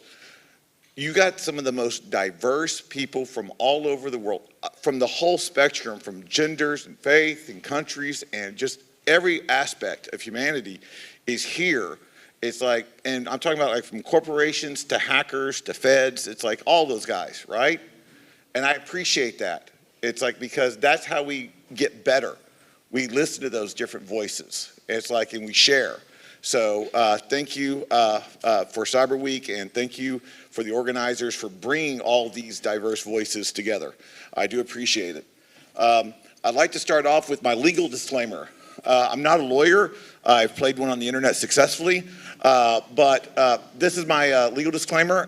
When I talk about bad things, like some of the bad things I do, you're going to be like, you're horrible, Jayson. How could you do that? Remember the kittens. I'm adorable, okay? So it's like, so whenever I start getting to that point, you know, you just think of the kittens. I might have to remind you a couple points. It's like, because I won't try to steal from you, kill you, or ruin you financially unless you pay me first. There's always a contract. So it's like, so it's all good. Let's get on to it. It's like, got a little heat for this. I don't care. I'm not representing anybody but myself, so that's awesome. I love these pictures because it spoke to me. It's like, because we look at tractors as farm equipment. You know, they're just, you know, look at the, I mean, and those are adorable looking blue tractors, right? Who knew they were great anti-tank weapons? So it's like, so I was like, awesome. It's like, and that got me to thinking. So that's the reason why I use it. I have friends in Russia. I've spoken at Zero Nights in St. Petersburg. It's an amazing hackers conference. It's like, and I have friends in the Ukraine. It's like, I am not talking about anything political. I'm talking about being a human. It's like, and that's the reason why I mentioned that. So, me, boring. I like to ride motorcycles. I like to speak. I like to prove reporters wrong sometimes when I'm sharing information. I like to travel. I've robbed banks on National Geographic, and I love playing No Man's Sky. Next. Thank you. Someone says like they like No Man's Sky? I like you. It's like, so let's get off right down to the nitty gritty. I am so sick and tired of hearing humans are the weakest link when they're literally the least invested in. It's like you want to have, you know, information security. It's like go and say, we're going to buy all these new Blinky boxes. It's like, but why are you just getting technology to defend people and not getting your people to understand how to better protect the technology? And then using the technology as a safety net for when that goes wrong. It's like, oh, there you go, okay. I have no idea what my next slides are, and I just literally altered these because I don't adult very well. It's like, so I changed these yesterday because why not do it in hard mode? So literally, one of the things that gets me is if you buy a snort box or a big IDS system or big IPS system, and you put that into your network with the default rules, you're gonna have a bad day. How useful is that? Then why do we just let our people, we just give our people, it's like, here's your job, here's your laptop, it'll be fine. Oh, don't click on things. And you expect that to work. Because I want you to understand, it's like humans are the ones that need constant education and reaffirmation because they are your biggest asset in security if you invest in them, not your biggest liability. And let's get past this whole APT thing. I am so bored with advanced, persistent threats. That is what people say when they get popped with an email. APT stands for adequate phishing technique, okay? And I'm not saying that some of those attacks, once the person clicks on the email, aren't effing sophisticated. Ask Target. Oh my gosh, $300 million lost because a HVAC company, not even their company, clicked on a link. And that trust relationship is what got them in. And I'm very good with trust relationships because that's what I use to rob people with. So it's like, so that's the whole point. It's like, you gotta understand, people don't realize this little thing here will end up causing all this damage over here because they don't think those things through. So I'm gonna show you some examples of what I mean by that. And when I show you these examples, understand I've done this all over the world. This is just where I got video of it from. Trust me, if you don't think I can do it here, how much you want to pay me? It's like, because I have 100% success rate and I'm always having fun. So it's like, and I love exploring new networks. I mean, exploring the world. So I want to ask you this question. Do you think where you work is free of insider threats? More importantly, do you think I can't turn a good employee into one of them without knowing it? And those are really cool emojis that just are like question marks now, but I guess it works. Okay, so let's see exactly how that works out, right? So this is a bank, and we're going to watch me walk in, and luckily it is timed.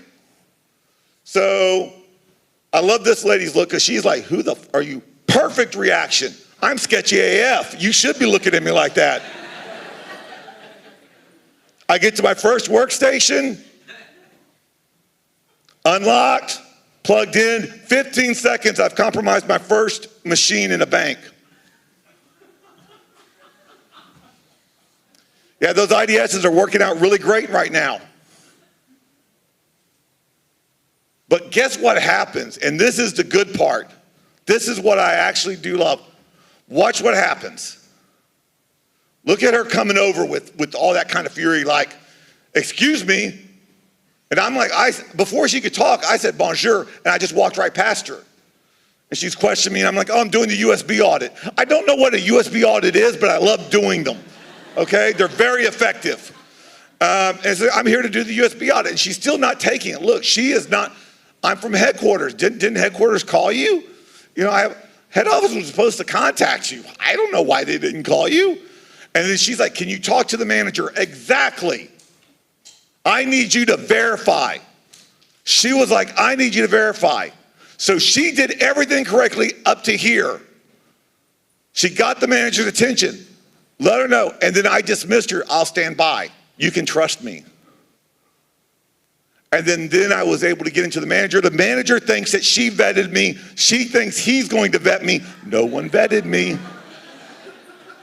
So I automatically go, I'm doing exactly what I'm supposed to do, so I compromise the manager's machine.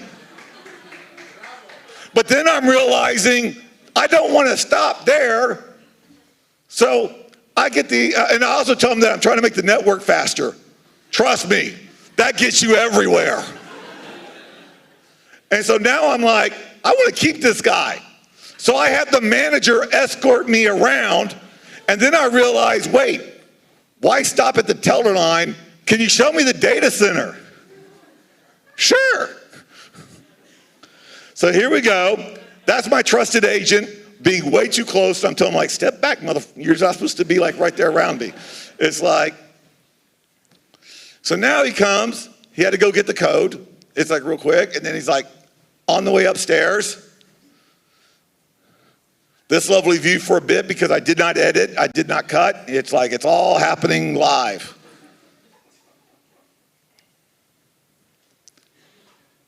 And we go down the hallway.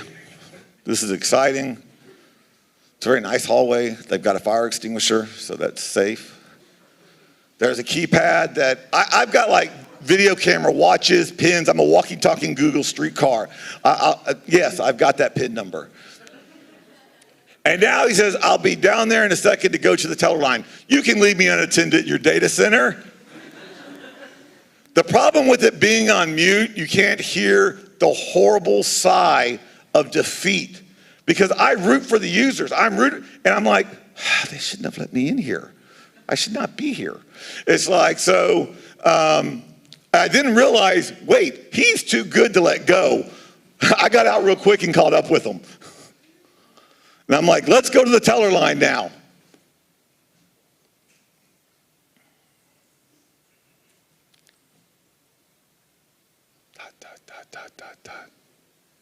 I really wish I could. I'm not good at editing or adulting, so it's like I don't know how to forward the thingy, but it's like it'd be good for those sections. So now I'm behind the teller line, and I'm compromising all the machines there. Absolutely nothing wrong with that.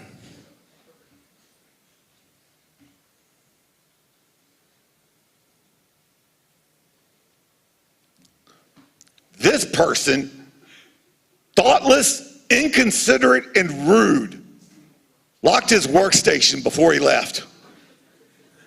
How horrible is that? Don't worry. It's like I got him to get the employee to come back off his break and unlock the workstation for me.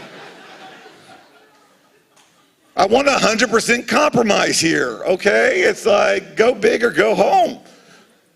Okay. I tell him I tell him I'm terrible with my French. It's like because I'm from America. I only speak one language. I'm from Texas. I don't speak it very well. But don't worry. I speak it really loud and fast. I heard that's supposed to help. So now we go to where the money is. Y'all know where the money is, right? It's not the big silver thingy. It's like that everybody wants to be impressed where they think the money is. No, it's where the wire transfers happen. Yeah, let me on that computer, please. She did. Spoiler alert. It's like, so now I am, and I feel really bad because they're in the middle of doing a wire transfer, and I'm like, I hope I don't interrupt that. All I do is open up Notepad to show people that something bad could have happened. I do not believe in exploitation. That sends the wrong message. That makes it negative. I open up a Notepad. It's supposed to be a teachable moment, not a test. And I mean, she was amazing. I think I did everything. Thank you. And I'm leaving, and it's like, I'm saying, I think we're good. I think I've gotten everybody. Did I mention I'm petty? It's like, I'm just a little bit, I'm human. Don't judge me. So I was like, let's go and make sure I compromise the person who actually did their job properly and stop me. So I compromised their machine as well.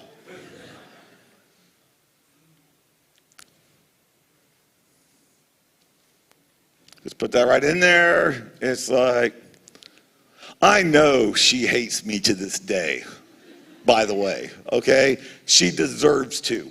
It's like she did the right things.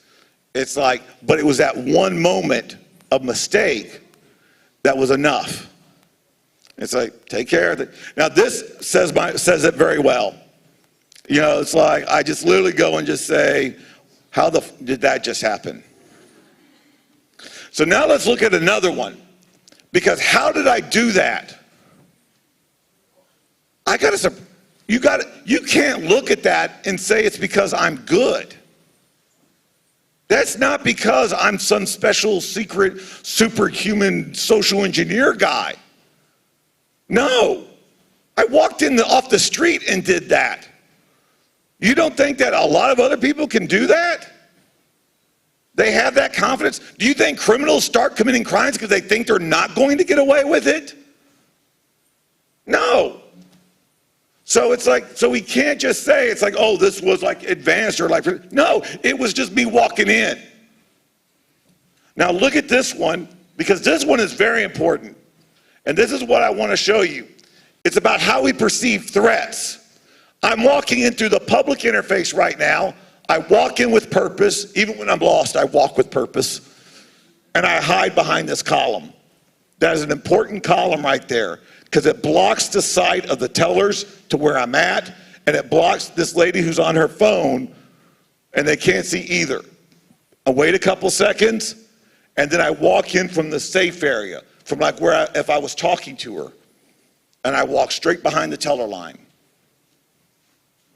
If I would have walked in directly behind the teller line from the public area, I would have been questioned. I would have been stopped. There would have been trouble for me. But because I walked from a perceived area that was safe, it was okay. It's not even something people notice. It's human behavior. I'm going after human nature. It's like I'm going in, it's like, I respect other people's languages way too much to speak them mostly, so it's like, but I had to do this one. Just spinning in the chair, because what kind of bank robber does that? And then she was busy, she was angry with me too. I upset people sometimes even when I'm not trying, which is not rare.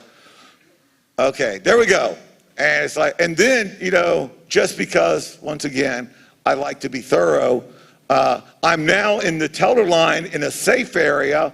I then approach the lady that was on her phone, and I compromise her machine as well. Why do I need insider malicious actors assisting me when it's people who just don't understand there's a threat going on? Those are my insider threats. It's like all of that exploit was made possible by that column. On the previous video, All that reason that exploits were made possible was because of one moment in interaction. That's all I have to find. You have to defend against all of those different kinds of interactions. You have to make sure your employees understand those things. Do you know what the best thing about robbing people in this region are? They are so effing hospitable. It's literally just ingrained in being naturally, hi, getting up. And I see this in a lot of places that I'm robbing. They'll get up off their seat to come and greet you. That's awesome. I shake their hand, walk right around them, and sit down in their chair and start working on their computer. Disconnect. Like, what the just happened?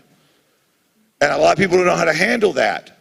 You need to explain to your employees that it is okay to be polite, but they need to use your policies more as an excuse to be firm.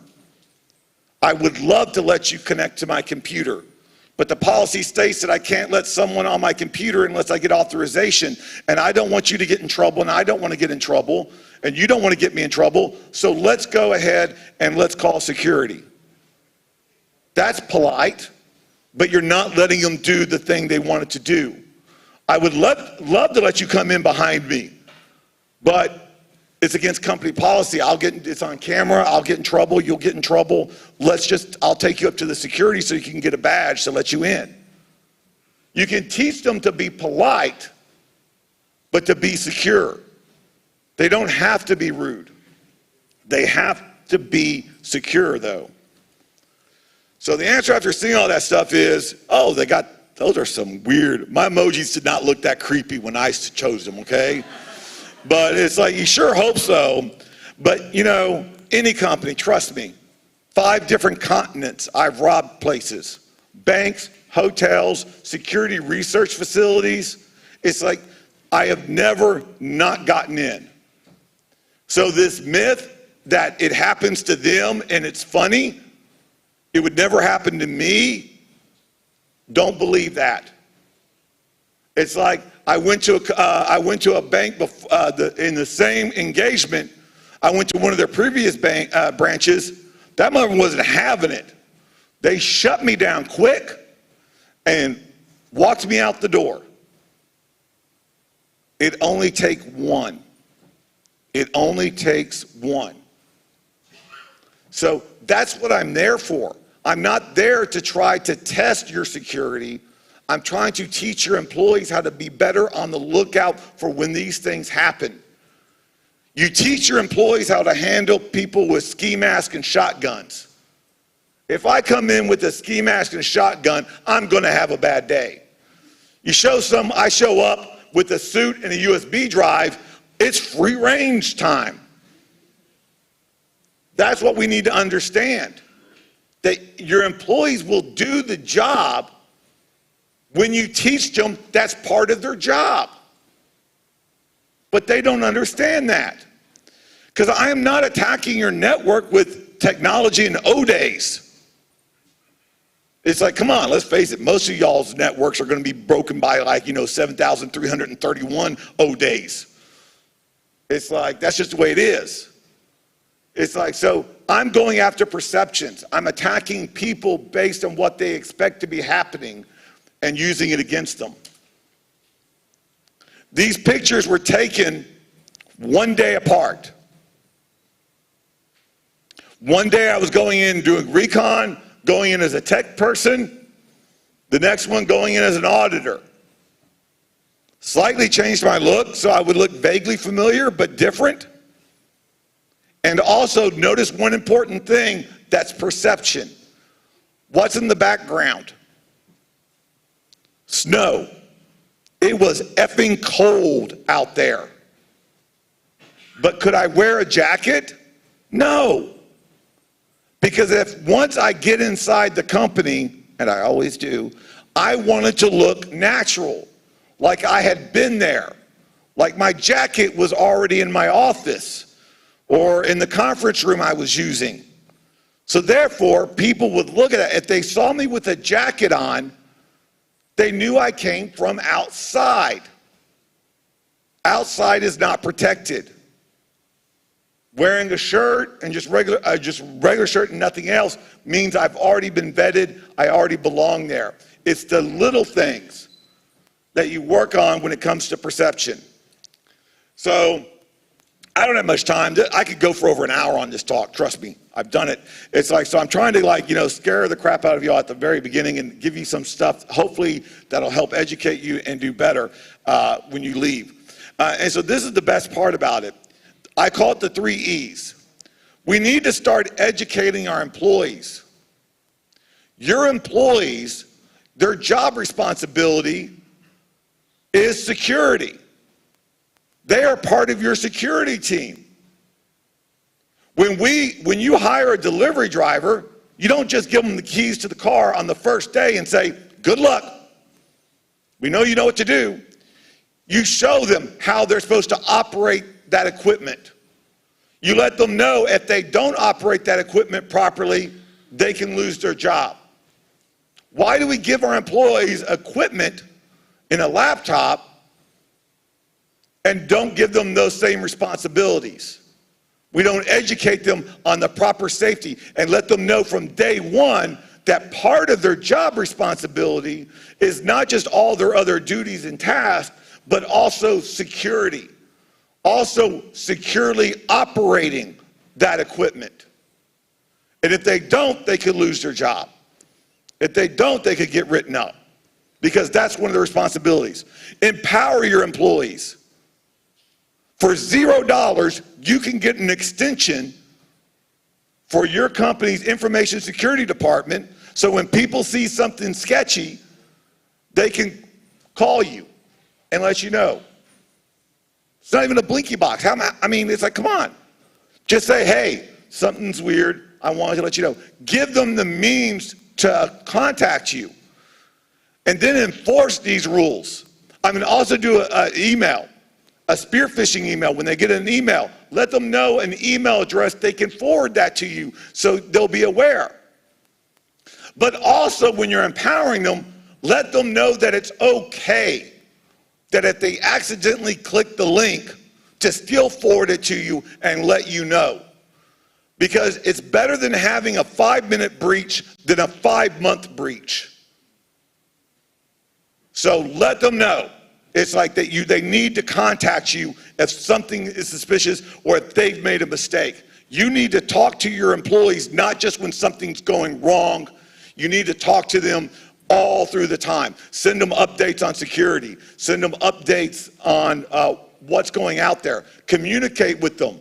Let them know that you're there, not just when they screw up, but you're there to help them. And then you have to enforce the policies. If a delivery driver wrecks a van and costs you $60,000 in equipment, is that delivery driver going to be working there for much longer?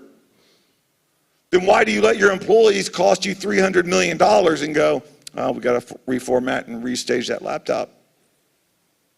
Start showing them that there's a penalty, not immediate, but if consistent failures to observe security policies could lead to determination. Because remember, if I do find a way in, and I usually do, because I love using other people's technology or things that they say I can't do to break into places, and that's me doing that. I will get in. So that's paper. That's printed out. That's not even a real badge. It's like I just printed it out because it looks like theirs, and they let me in. And I'm wearing a shirt that says, your company's computer guy. And if you're wondering, yes, I have broken into locations all around the world wearing this shirt that says hacker on it as well. So remember that.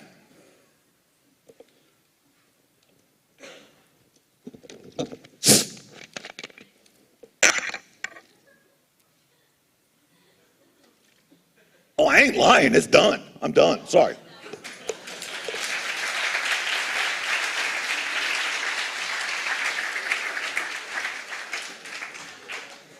I don't know if there's time for questions, but I'll be here all day, so please come up and converse.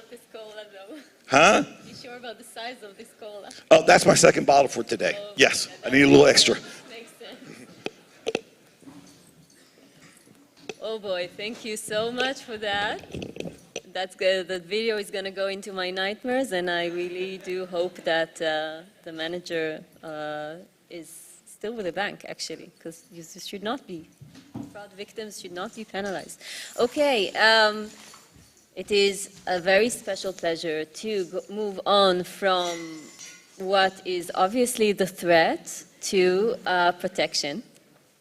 And if you have not been, as I am, increasingly motivated to fight fraud after listening to Cecilie and listening to Jayson, then the next talk is gonna get us psyched about the technological side of it all, because here are the fraud fighters who defend users with the coolest technology out there.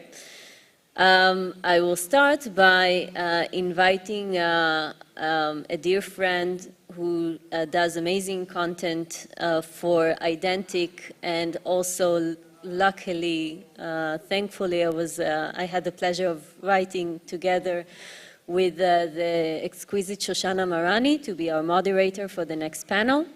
And as Shoshana is coming up, we will also mention, we posted on some social media that as a fun treat, we would be granting a free copy of the book that we wrote together to the 666th person. What was it? It was on your talk this morning that 666 came up. Yes, so we are happy to invite Olga Lakin from Payoneer, who was our lucky winner. And I'll let Shoshana invite the panelists from here. Olga, thank you. Thank you.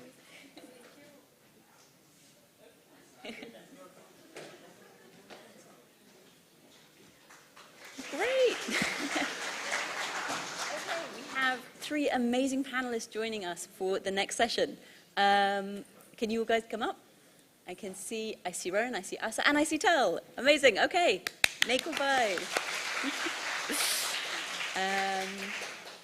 So the topic of this panel is one that kind of takes, I guess, the other side of empowering employees. Jayson was talking about how you can create an extension of your security and fraud operations through empowering and educating your employees to make them part of your team. This is the side of how do you educate, empower, expand the reach of your fraud team through the tools and the systems that you're using. And we are going to be exploring an age-old question in the young world of fraud prevention, which is it better to make or to buy? And this panel is a really fun one because we have with us three people who have been on both sides of the fence on this one. They have been on the merchant side, wanting primarily to serve their end users, and also on the solution provider side, having experience of how that feels on that side. So let's hear a brief bio from everybody, including how it felt on each side of the fence. Ronan, do you want to take us up? Great. So first of all, it's great to be here with you guys. My name is Ronan. I'm the co-founder and chief risk officer of Just. It's amazing to see a lot of friendly faces in the room. We are a technology-based solution to solve the world of chargebacks for online merchants. We provide a hands-free solution and customize the solution per merchant, per industry. And in the end, we provide success-based fees, meaning that we only take a percentage of what we actually recover. And across the board in every industry, we're able to prove to our customers that we can provide a more qualified solution than what exists on the market today, which is very exciting. Great to be here with Tal and Asa. We've had some history together. Asa, we worked at Simplex together, and Tal, we've had many discussions already about how we can work together in the future. So great to be here with both of you. Great to be here indeed. Real quick, my name is Talia Shanov. I work at a company called Plastic. Plastic helps power the small to medium-sized businesses They essentially are a bill pay where customers pay plastic with a credit card or ACH, and plastic sends the funds to the recipient. I've had opportunities to work as a merchant, but I've also had opportunities to work with multiple different vendors. I've worked at large companies, at small companies across almost 15 years, and I've seen how Uber, Google, Eventbrite, Wells Fargo, and banks operate, and so we'll be exploring some of that today. Thanks, Tal. I'm Asa Zeidman. I'm the product lead for risk and compliance at Wix, which I guess you all know. I used to work for a company which provided an anti-fraud solution for mobile applications named PageLint, and prior to that I was at Simplex, which enables merchants to sell cryptocurrency and handle the payments, including risk, of course. So thank you very much. I believe we're going to have a great session here. Yeah. Having been in the pre-session discussions, I can tell you we are going to have a great session. They are not only hugely knowledgeable and with fantastic experiences to share, they also have points where they disagree, which is the most fun.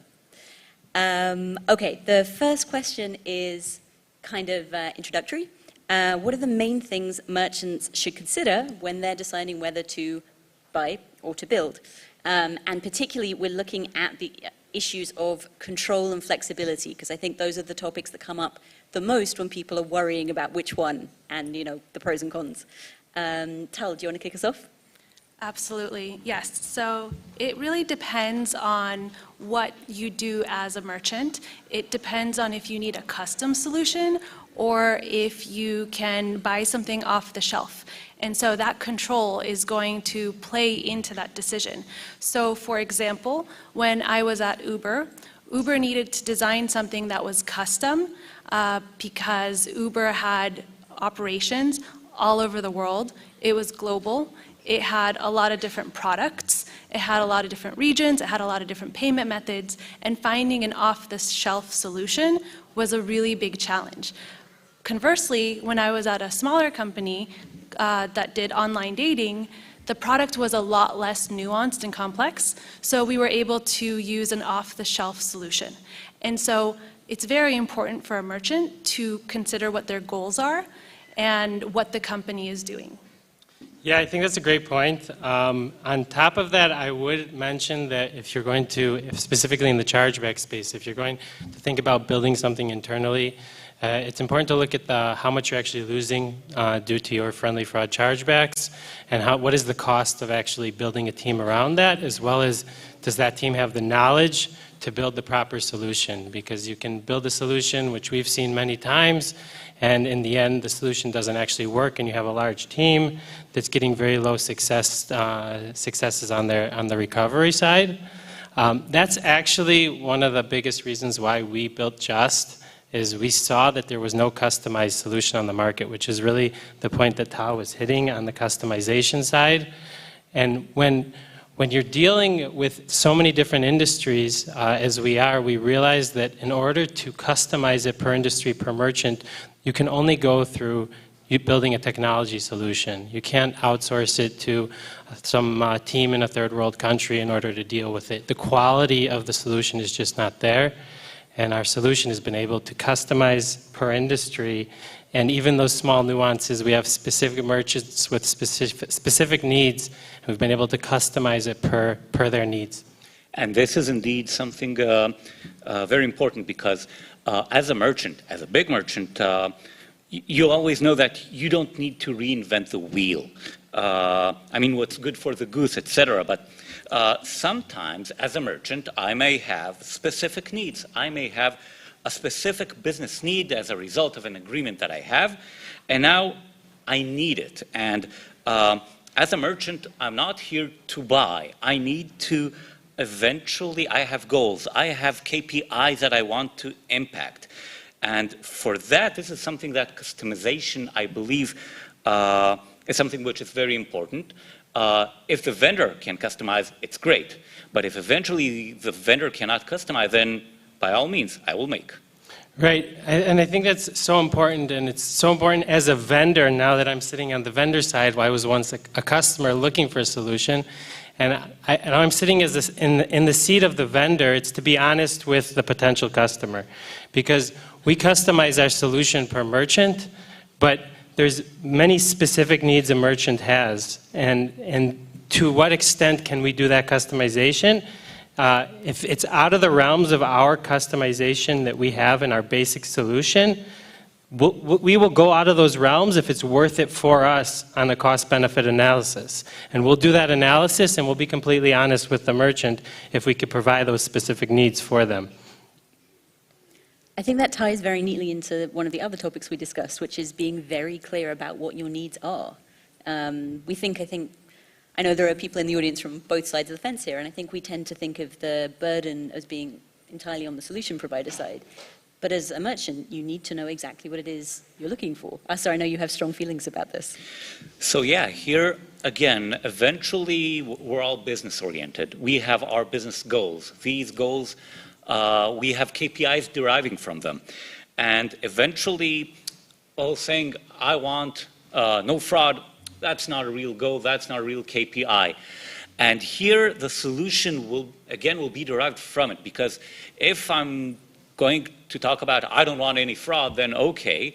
And then we have these one-stop shops which can offer you everything. They claim to offer a solution for every aspect of fraud. Now, it's very hard to be an expert in everything all the time. So there must be a balance here.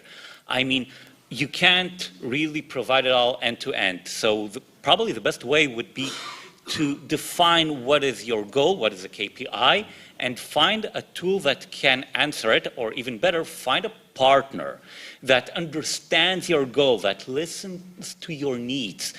And once they do it, they can customize. You as a merchant can provide them with things they need to make their product better, not just for you, for themselves. And it's fine. That's what partnership is all about. Yeah, I think that's great about what a partnership is all about, because something that we were talking about, the three of us, right before we came on stage, is I think when I look at Tal, I say, what's the decision here? Is it buy or build? But when I look at us and what Wix is doing, I say it's not a question of buy or build. It's build or partner. Because in the end, the way Wix provides services to merchants, in the end, we would be a partner with Wix, and they wouldn't have to build anything internally. And then they would reap the benefits of our solution, and we could provide a better solution to their merchants. And in the end, Wix is not paying out of their pocket, so there is no buying in the partnership. So I think that speaks really well to what is the goal, right? If it's to design with a design partner, that is one goal. If it's to reduce the fraud and you want to partner or outsource decision-making or help in preventing fraud, that's a completely different decision. I really like what you were saying about KPIs. So the way KPIs play into plastic or most merchants' decision-making is what are the KPIs? And for those who are unfamiliar with the term KPI, it's essentially what are the goals, the metrics, the key results you're trying to solve for. And I think it's really important to answer by talking to all of the different teams at your company, because every team has a different goal. Product is going to try to get more users. They're going to reduce friction. Finance is going to try to spend less money as a company, but risk is going to try to spend money on a vendor because the vendor knows what they're doing and can help, but that means it would reduce the user acquisition and it would make it harder for users to complete a sign-up. So it's all about balance, and if you as a company can come together and figure out an overarching KPI, and that has to do with your growth, your values, your product, you know, how much liability you're taking, if you're a merchant or a subscription or a marketplace. But I think that's a really good call out about the KPIs and also the design versus outsource. It's very nuanced depending on what your goals are. Yeah, and I think if we talk about goals and KPIs, I think we're all aware of what's happening in the industry today with the market falling at the moment and a lot of companies making changes. I think the goal and the focus of a lot of the companies today is looking more at their bottom line. And because before we were grow as a companies, and the market is booming, every company out there today is looking at their bottom line. And so would you say companies are looking to preserve their cash or acquire users when you talk to them? It's interesting. We have the group of companies that were looking at their top line of acquiring more users. And they, for example, the running joke is the companies that used to say to us, "Oh, you could save us $200,000 a month. That's great. Let's talk in a few months. I gotta grow." Now they're looking at that $200,000 as something very important, and they're coming back to us a lot sooner than we thought they would, because they're looking at that bottom line. It's really fascinating. That makes sense. Looking at the bottom line is also, again, when you think about whether to make or buy, you must take into account all of the expenses that you're going to have now, that you're going to have later. If we're looking even the immediate term, you're considering to buy, before buying, best practice is to conduct a POC. See if the service really gives you value, how it is to work with that vendor on a day-to-day basis. Now, sometimes the POC itself costs by itself, and because it still needs to go through security and through legal, etc. And you do need to integrate and you do need to develop. But before committing to a 3-year contract, you must, test the waters. And here I know that looking at the total cost is something that you're really looking into every time. Definitely, very much looking at that. Also weighing everything you just mentioned against what does the company have in-house. And when I say have in-house, I'm talking about the technical skills of the team, the access to data. All of us know that sometimes data is nuanced and complex and messy, and there's nulls, or it's missing, or it's only available until a certain date, or it's not available at all, or we don't know where to find it. So it's very important, especially if you're going to do a POC, that you as a team know where that data is located. And so that is a part of the consideration. And then going back to the other part, which is, what are your team's technical skills? Do you have the data engineers, the data analysts, the product people, the operations people to build in-house? Some companies that are very big do, and other companies that are smaller don't. And it's when those companies don't have the technical skills that they generally go out to solicit help from a vendor, and that's when they're using the POC as a way to, and for those who are unfamiliar, POC is proof of concept. So they're doing a proof of concept with that vendor. And I know you've had experience with those. Yeah, I think that's a great point that both of you made in regards to a POC. It should be a red flag if a vendor is not willing to do a POC and wants to sign a long-term contract. We see it time and time again. If we're very confident in what we're able to show to our customers during the POC, that every customer that's done a POC to us until today is turned into an actual customer, because we show them our actual value during that POC. And a vendor that isn't sure about their abilities is not going to want to do a POC. So it's very important to make sure the vendor can give you that actual ability, so you could see what the value is. In regards to what you mentioned of your internal team and having the internal team that can handle the actual building of the in-house solution, it's also important to look at the growth. How much are you going to actually grow as a company in the next year and the next 2 years? And is that solution going to be able to handle the growth of the company? And is it a scalable solution? Yeah, it's interesting you say that, because I used to work at Uber, and Uber worked very closely with a fraud prevention provider. And when Uber was small, it made sense for the vendor to provide services to Uber.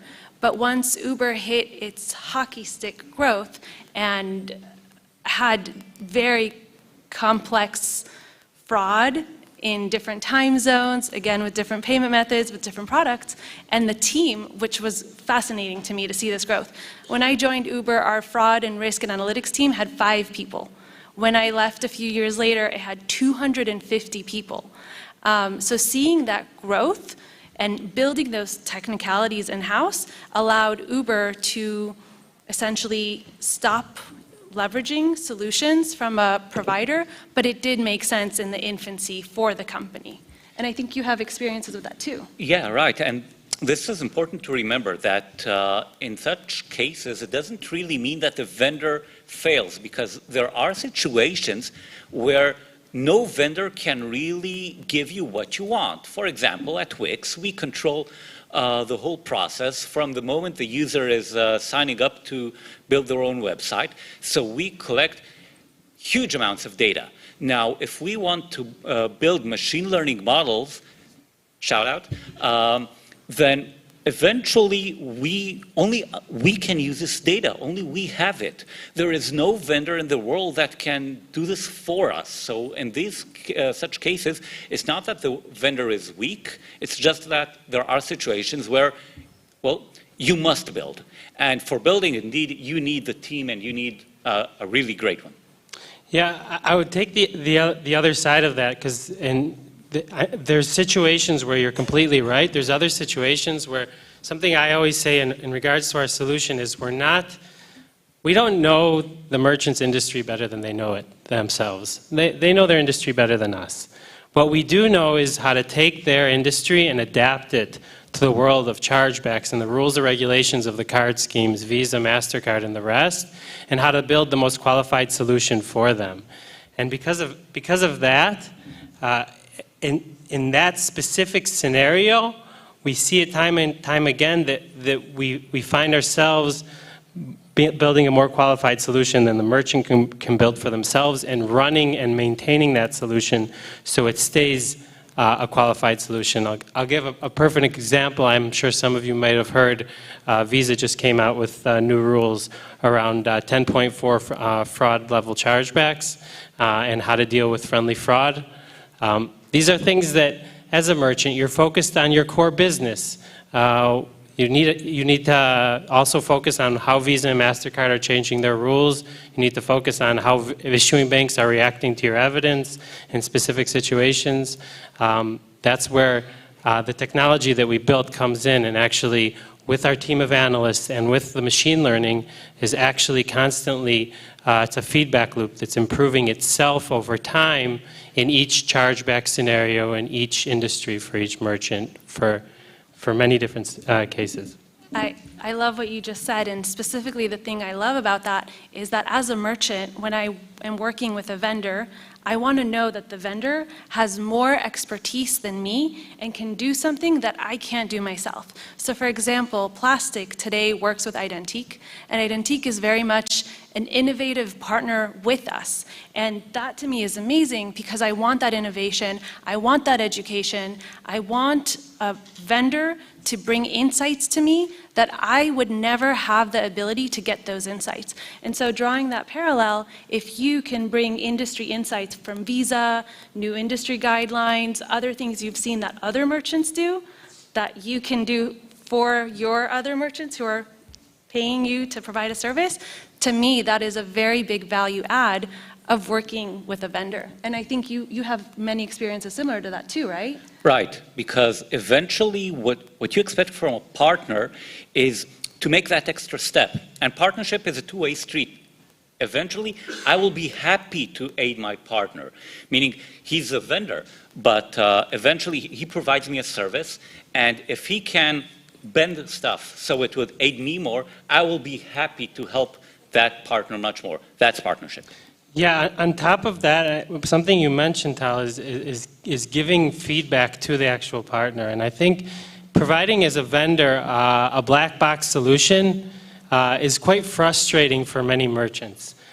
Because there's a lot of data involved in the world of chargebacks specifically on what merchants can learn from their chargebacks. And providing a more of not only handling their chargebacks and providing that hands-free solution, but also being a partner to them to provide them feedback on what we're seeing in regards to their chargebacks and how they can improve their end-user flow, how they can improve their customer support communication. They could actually decrease the amount of chargebacks they're getting is an amazing partnership. And then I said this to Tal right before we went on stage, is that our investors said that to me recently. They said, but aren't you hurting yourself because you're actually decreasing the amount of chargebacks because you're improving their solution, their process, so you have less chargebacks to handle. And I always say, no, I'm actually decreasing the amount of true chargebacks. And we're trying to deal with the friendly fraud, illegitimate chargebacks. So we're left with the cases we actually should be fighting and winning on behalf of the merchants. Unfortunately, we are out of time. I could easily do this for twice as long, but there are many other fantastic sessions today. One sentence from each of you on if you had to pick just one thing that people should remember about the build versus buy decision, what to be cautious of, what to look for. Ronan? So I think there's no golden rule here. It's really every case for itself, but eventually I think everybody needs to have a slice of humble pie. Before thinking I can do it, really consider what would be better, what would really help you to achieve better your goals. I love that. And feeding off of that, I would say ask a lot of questions. Don't assume you know everything. Ask other teams questions.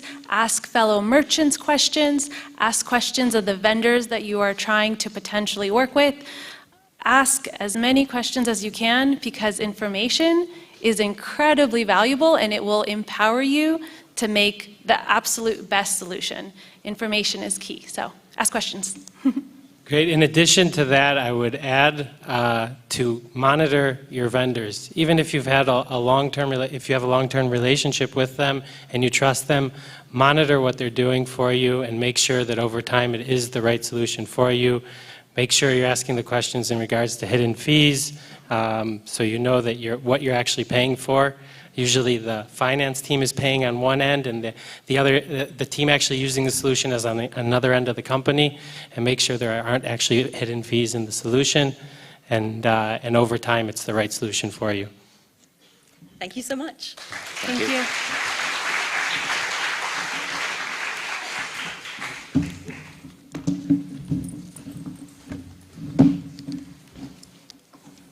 Thank you so much again.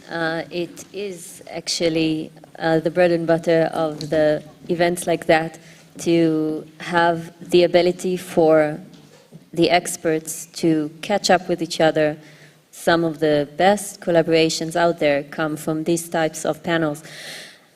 And I will do a quick introduction of the three next speakers so that we don't need to lose time over going up and down the stairs, as we're going to do. We're moving into the desserts phase of the conference, right? So we're going to do 3 short and sweet talks about fraud fighting from true experts, Hadar Feldman from Microsoft, and then from Yarden on from Notch, the talk that was selected out of the many talks proposal that we received for the call for papers this year. Lastly, Dana Peleg from IBM Security. So thank you so much, Hadar.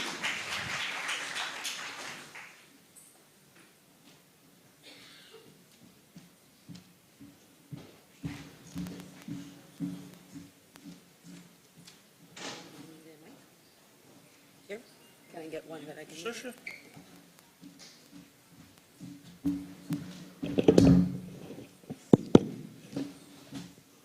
Hi, hello everybody. My name is Hadar Feldman, and I'm going to talk about business email compromise financial fraud. Before that, a bit about me. I grew up as a cyber security researcher. I spent almost 6 years in the IDF doing exactly that. And after doing that, I started working for Microsoft when we just started to build the Microsoft EDR first enterprise security product. I started there as a security researcher as well for like 1.5 years, and then I shifted to product. So really what you need to know about me is that I'm very, very passionate about understanding cybersecurity attacks and building security products. Today I'm working in Microsoft 365 Defender, a product that gave the very ambitious goal of let's take all the products that face SecOps and let's put them together to tell the attack story in a kind of a 1 + 1 = 3 way, other than just giving siloed products. So that's me. I have a team of 5 PMs doing this very, very ambitious job. And I'm going to talk to you today about a subject that keeps us really busy when we look on the attack across cloud and services of business email compromise financial fraud, and this very popular type of fraud, and how exactly we look on it, what we do with it, what we recommend customers to do with it. So just for us to speak in the same language, the one thing that needs to know about business email compromise, I'll call it BAC because it's shorter, on BAC financial fraud, is that it's really a very simple and sweet way of interrupting business and stealing money using cyber attacks, right? So what the attacker is really doing is just finding a communication, a professional communication between a service provider and a customer. Someone has to pay for whatever service it is, and then the attacker is coming in the middle, making the customer pay to his own account, and making you or the service that you provided unpaid without your knowledge. So this is the type of attack we're talking about, and we're going to talk a little bit about exactly how it looks like and what we do about it. But another thing you need to know about BAC financial fraud specifically, and that's according to the FBI, is that BAC financial fraud costs about $43 billion in the past 4.5 years. Do the math, it's approximately, I think, 800 million a month. And we know that's not an average, right? That's a graph that is just going up more and more as we speak. So there's like hundreds of these types of attacks a day costing a lot of money. So before I'm going to dive into the attack, I was really hoping for a bigger screen, so I'm going to try to be very verbal and hope you guys can see it because it's tiny. But I'm going to describe an attack that happened to one of our customers very recently and affected them, so we can really talk about what's interesting in what we see in those attacks and what we can actually do about it. Again, we see dozens of these and we analyze dozens of these a day, but this case is kind of interesting because it brings out all the best steps or interesting steps and techniques we see out there. So I want to share it with you.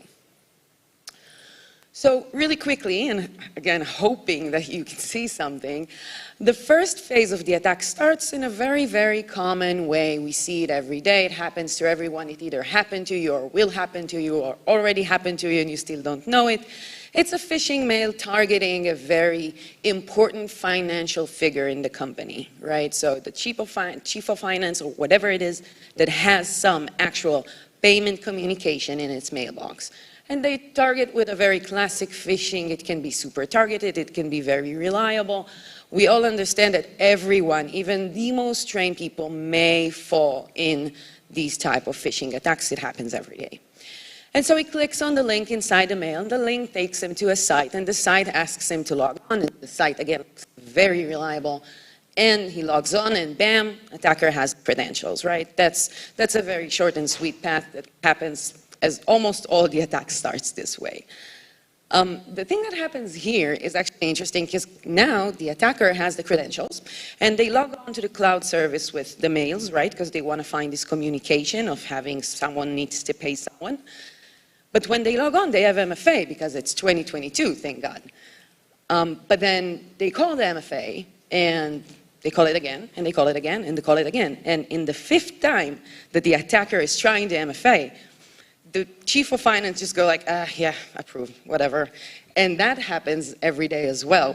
That's something kind of new, at least from the last kind of year or so. MFA fatigue. Attackers don't scare of MFA anymore. They just try until they exhaust us, and someone pushes accept or approve the attack. And so he logs on. So very sweet, very simple. This can take couple of days or so, but the attacker is now inside the environment, reading all the emails, checking around, looking for this very specific communication of talking about payment and money he can interrupt. One more thing happens here, and that's another interesting signal. In this case, for this specific company, they were very arranged. They had this whole website in which they take their customers to transfer the payment, and it's a company website, and it's all great. And the attacker saw that when he tracked the emails. So what he did, he was going and registering a domain with a very, very similar name to the company name and just copied their payment website to make it look very reliable. So that's a very interesting signal, because if someone is registering a domain very similar to your company, you want to know about it, even if you don't know if anything happened before, right? So that's another interesting thing in this phase. So far, nothing special, nothing particular to fraud. All these phishing things, they're super common. We see them every day. And so far, no big impact on the company. But then we jump to the second phase, and that's another interesting part, because we sometimes think about protection from fraud in email as something that has to transfer mails outside to the attacker's device, right? But that's not the case here. The attacker here is rude enough, and it's happening in many cases. They just create a rule into your own mailbox. They just move the mails to folders they think you won't see. And so the attacker is actually communicating with the customers of this company on behalf of this chief of finance from his own mailbox. He's not even trying to take it into another server or something like that. So he creates a rule, and then he gets all the mails and he reads them. He even tries the rule, make sure that it works, right?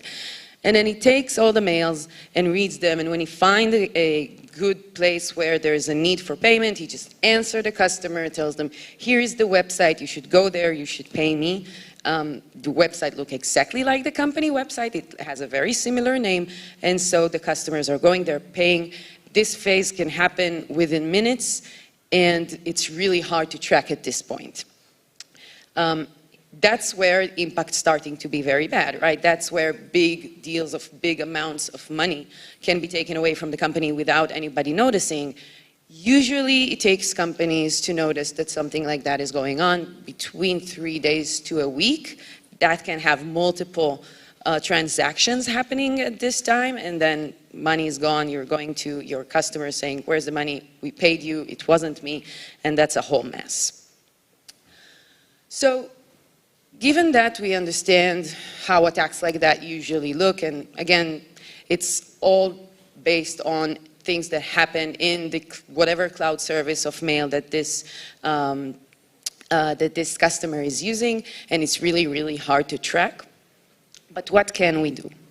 So there was a lot of talking here before about like train your people, make them not trust anything, and all that is true, but we must assume that they will still sometimes, there will be no 100%. Like this will happen. You want it to happen less and less. You want to exhaust opportunistic attackers, but this will still happen. And so there's a question of how can I make sure, other than training my people, that I'm handling it right and then I'm reducing the amount of money that my company may lose just because I had a cyber attack like that. So I'm going to skip all the recommendations. Oh, sorry. Yeah, sorry, I just can't see the screen. So the first thing I'm going to say is posture, and it's happening now and not when the attack started. We don't wait for the attack to start. We take all precautions that we can to make the environment as secure as possible. Majority of the attacks we see out there could have been completely prevented with the right setup. And I'm going to even say something less popular and say that the fact that today security, any company actually, still has Security Operations Center and Security Administrative Center siloed, not communicating, not working together, is damage to their security. So posture has to be driven from the threats out there and from the threats targeting your company.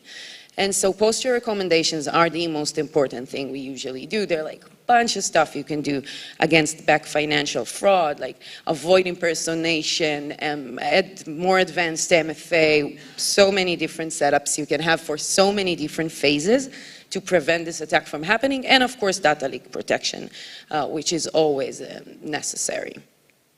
So that's one thing. Given that we did all the posture in the world and we still got attacked, and that can happen and will happen again, even if we will reduce the chances.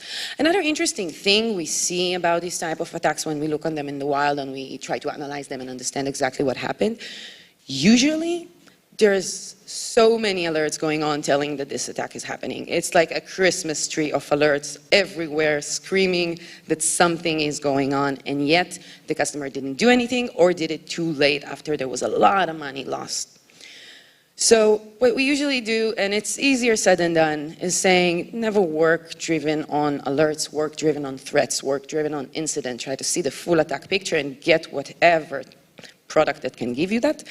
But also take every alert seriously. You could have a signal about someone impersonating your domain name, by what we saw at the beginning, or whatever potential MFA fatigue that if you notice on time and break the chain very early in the attack, you would never get to losing and bleeding money outside. So that's another thing about if we already got there, let's take it seriously. And then last but not least, and that is kind of related to what was said here before about fraud and how to avoid them, right? And how to try and not get into a place where you have to bleed money to understand that something going on, is act fast. Time is money in this case, and we actually saw that. We have really funny graphs on how much money was stolen from a company comparing to the time where that attack was noticed, right? So we see all kinds of situations in which, you know, we see a company and it's being attacked with financial fraud, and they are like, okay, we understand what happened. And that's it. They have no idea what to do. They're like, what now? So the more you train, the more you simulate, the more you understand the attack, the better checklist you have, the better ownership and steps you need to take that you have, that you can actually do in order to not lose some precious time after you already know what's going on, right? So it sounds like the obvious, but in many cases we see that companies don't really know what to do in these cases. And by the way, specifically for financial fraud with back, steps are super easy. You want to suspend the user, you want to break the rules the attacker created, you want to reset the password, and you should be pretty much good. It's just about doing it fast enough. So to sum up, I hope I managed to convince you that you should know what back financial fraud is and that you should be worried about that. And I hope that the key takeaways of posture is important, every alert is important, and you have to know about it in order to train and be ready and act fast. We'll stay with you after that. Thank you very much. Thank you for your time.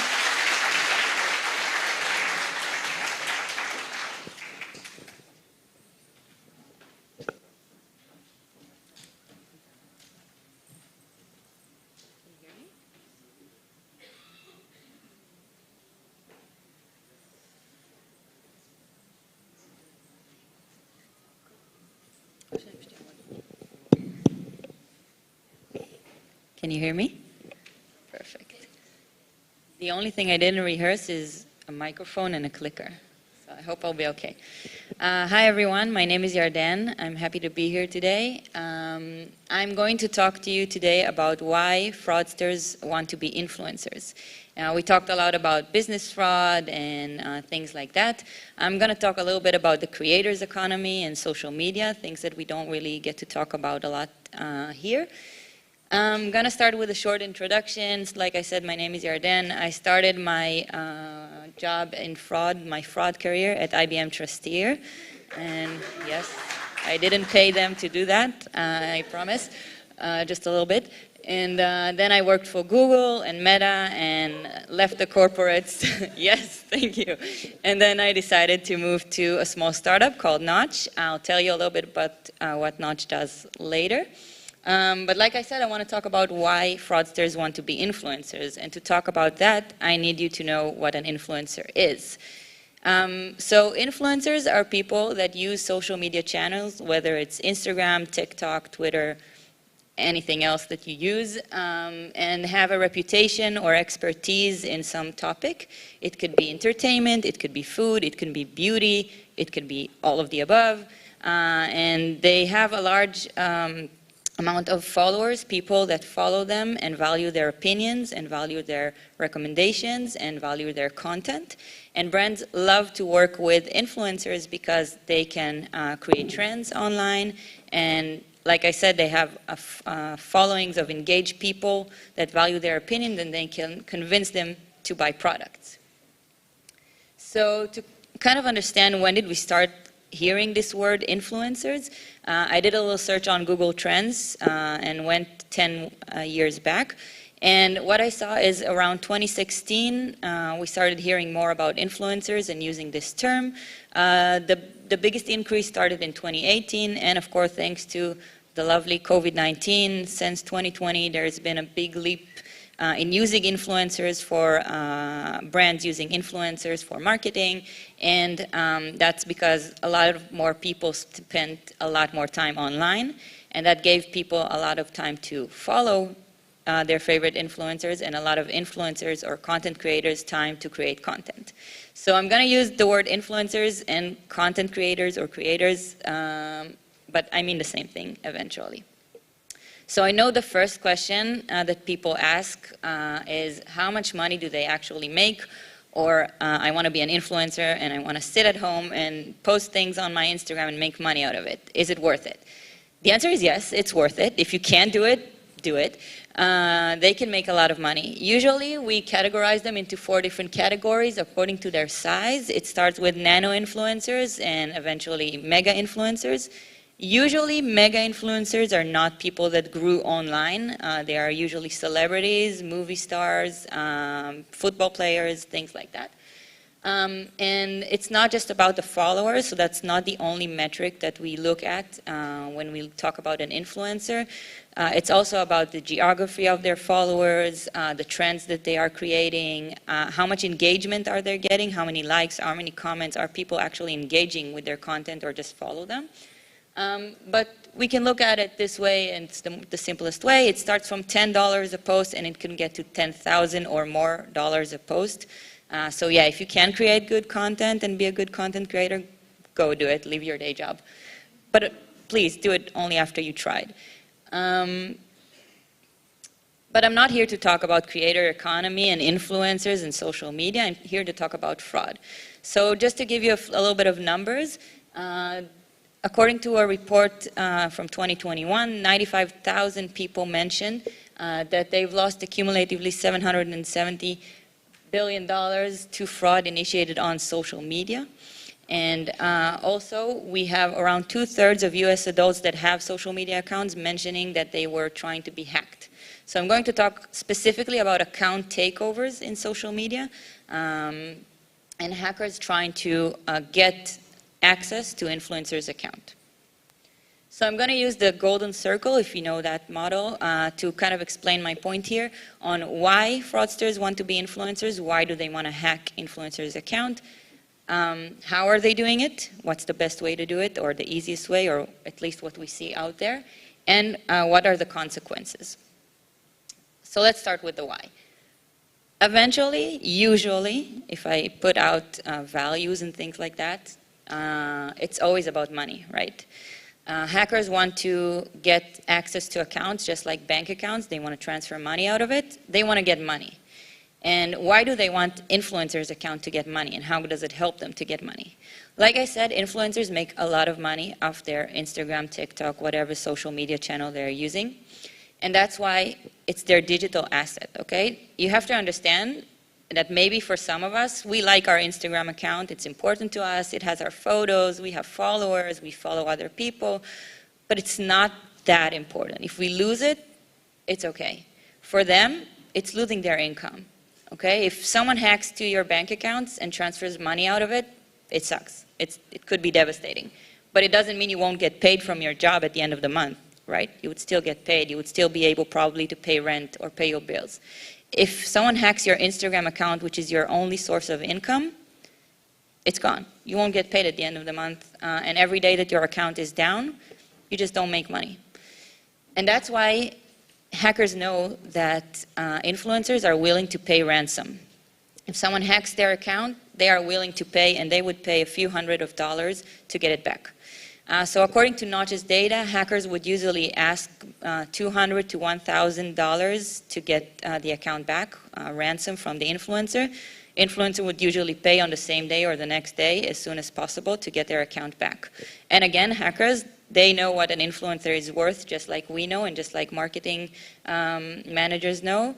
And that's why they ask for different ranges of ransom. So I'm going to use the golden circle, if you know that model, to kind of explain my point here on why fraudsters want to be influencers, why do they want to hack influencers' account, and what are the consequences. So eventually, usually, if I put out values and things like that, Another way to get money from an influencer's account, if he's not willing to pay ransom, and that also happens, is marketplaces, dark web. You can buy anything in the dark web, right? Credit cards, social security numbers, identities of different people. You can also become an influencer pretty easily and buy an account. So on the left-hand side here, we see an example of a TikTok account with 9,000 followers and a blue badge. And remember this blue badge because we'll talk about it again. So it's a verified account, and it was sold within minutes. On the right-hand side, we can see an Instagram account with 91,000 followers being asked for sale for just $50. And again, within minutes, you can just buy and become an influencer. And these hackers know that. It's super easy. It's a huge market. And people buy these accounts really, really fast. Last but not least, the reason to get to become a fraudster is also an influencer and hack an influencer's account. Like I said, they have a lot of followers. A lot of followers equals a lot of more people to scam. Think about someone that you really like to follow on Instagram. It's someone you value their opinion, you like them as a person, they seem entertaining, you've been following them for a while, and now you see a story. And this story tells you about a new nonprofit collecting donations. And you're thinking, wow, this is so beautiful, this is amazing, I want to donate my money to this beautiful cause. And I trust this person, I trust his opinions, I've been following him, I know he's a real person, he has a blue badge. Hackers take advantage of that. And we see a lot of hackers hacking into influencers' accounts and start posting about nonprofits, collecting donations. Here are a few examples that are actually on the more scammy side of things. Think about an influencer you follow telling you, I've just invested $15,000 in Bitcoin and within 45 minutes I made $150,000. That's a little bit easier to spot, especially for us because we work in fraud. But like I said, think about asking for a donation for the war in Ukraine and helping people from Ukraine. That would be something that it's easier to scam. So we see a lot of scammers, hackers attacking influencers' account and then sending direct messages to their followers, posting stories on their behalf, etc. So we understand why they want to hack influencers' accounts. Now let's talk about how they're doing it. So it's always about phishing, right? Phishing is the #1 way to get someone's credentials, their username and password. It has been for years. It will probably continue to be. So phishing is the way to do it. But what we see here, there are 3 major or main scams that hackers use to convince influencers and tricking them to getting their account. #1 is collaborations, suggestions for campaigns. This is one example. We see your audience is perfect for us. We want to do a long-time collaboration. And then they just send them a link here. Look at us. This is our brand.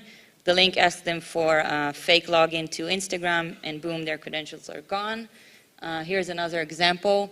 Our store would like to present a new collection of clothes. We would like you to be the face of it. It's really hard. I mean, influencers get these emails all the time. It's really hard for them to distinguish when it's a real brand and when it's a real email or a real link and when it's a fake one. When is it a scam? Think about it.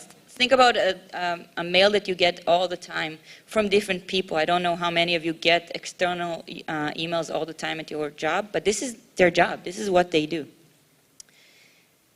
Remember I said something about the blue badge. So if you don't know and if you don't use social media, the blue badge is being used on all social media. It basically means that you are a public figure and that the platform, whether it's Instagram or TikTok, verified that you are the legitimate owner of this account and it is the public figure he says he is.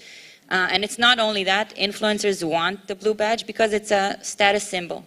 It's something that you want to have. It means something about the amount of influence you have. It means you're a real content creator. It means like the platform verified you. It recognizes you. It's something that they really, really want, and that's why it's the #2 scam for social engineering. We can see on the left-hand side, someone with a blue badge got a message supposedly from Twitter saying you might get your blue badge removed. Please click on this link. And another one from Instagram, please send us your email and your password so we can submit a verification form for you. Last but not least, like I said, influencers, it's their digital asset, it's their work, it's what pays their rent eventually. They want to make sure that they are following all of the rules of the platform.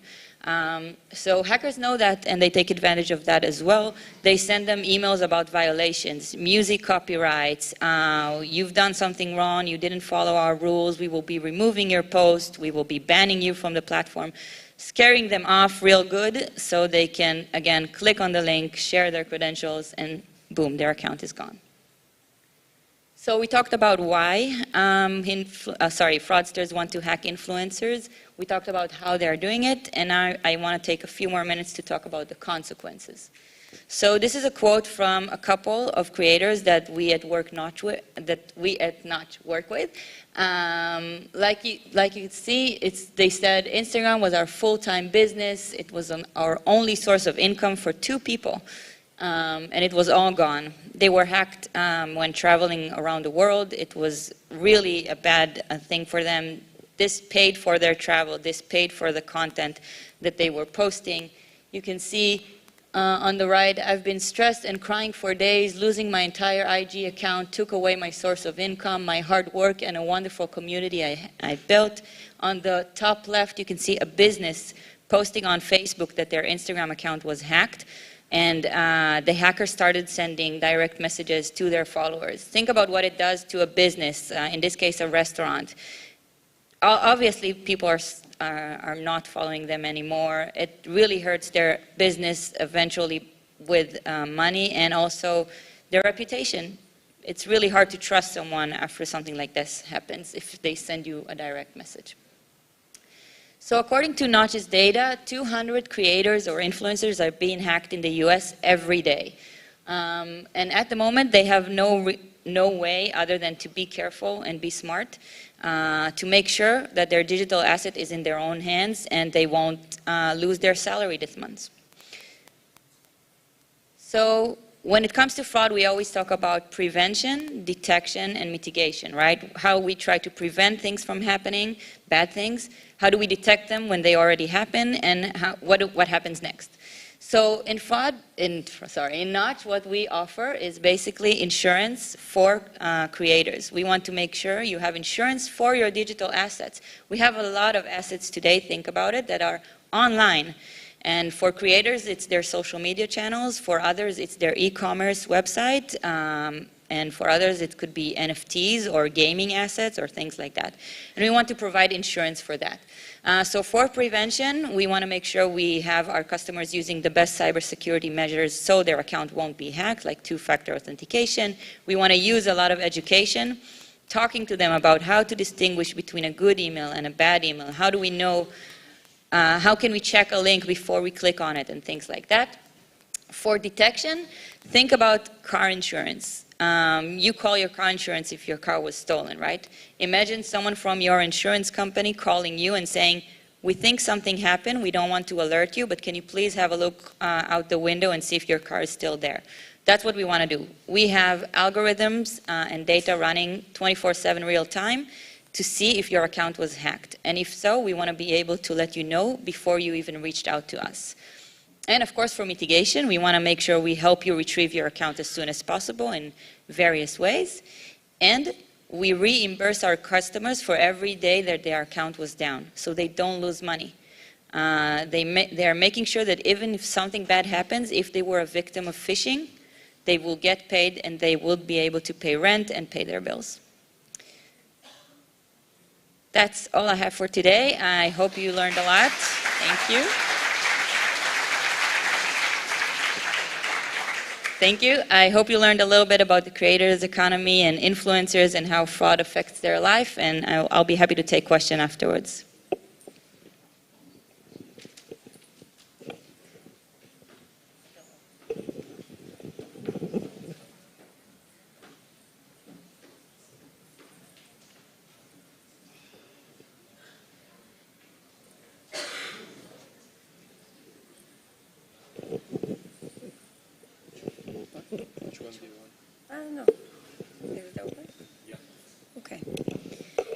Hi everyone.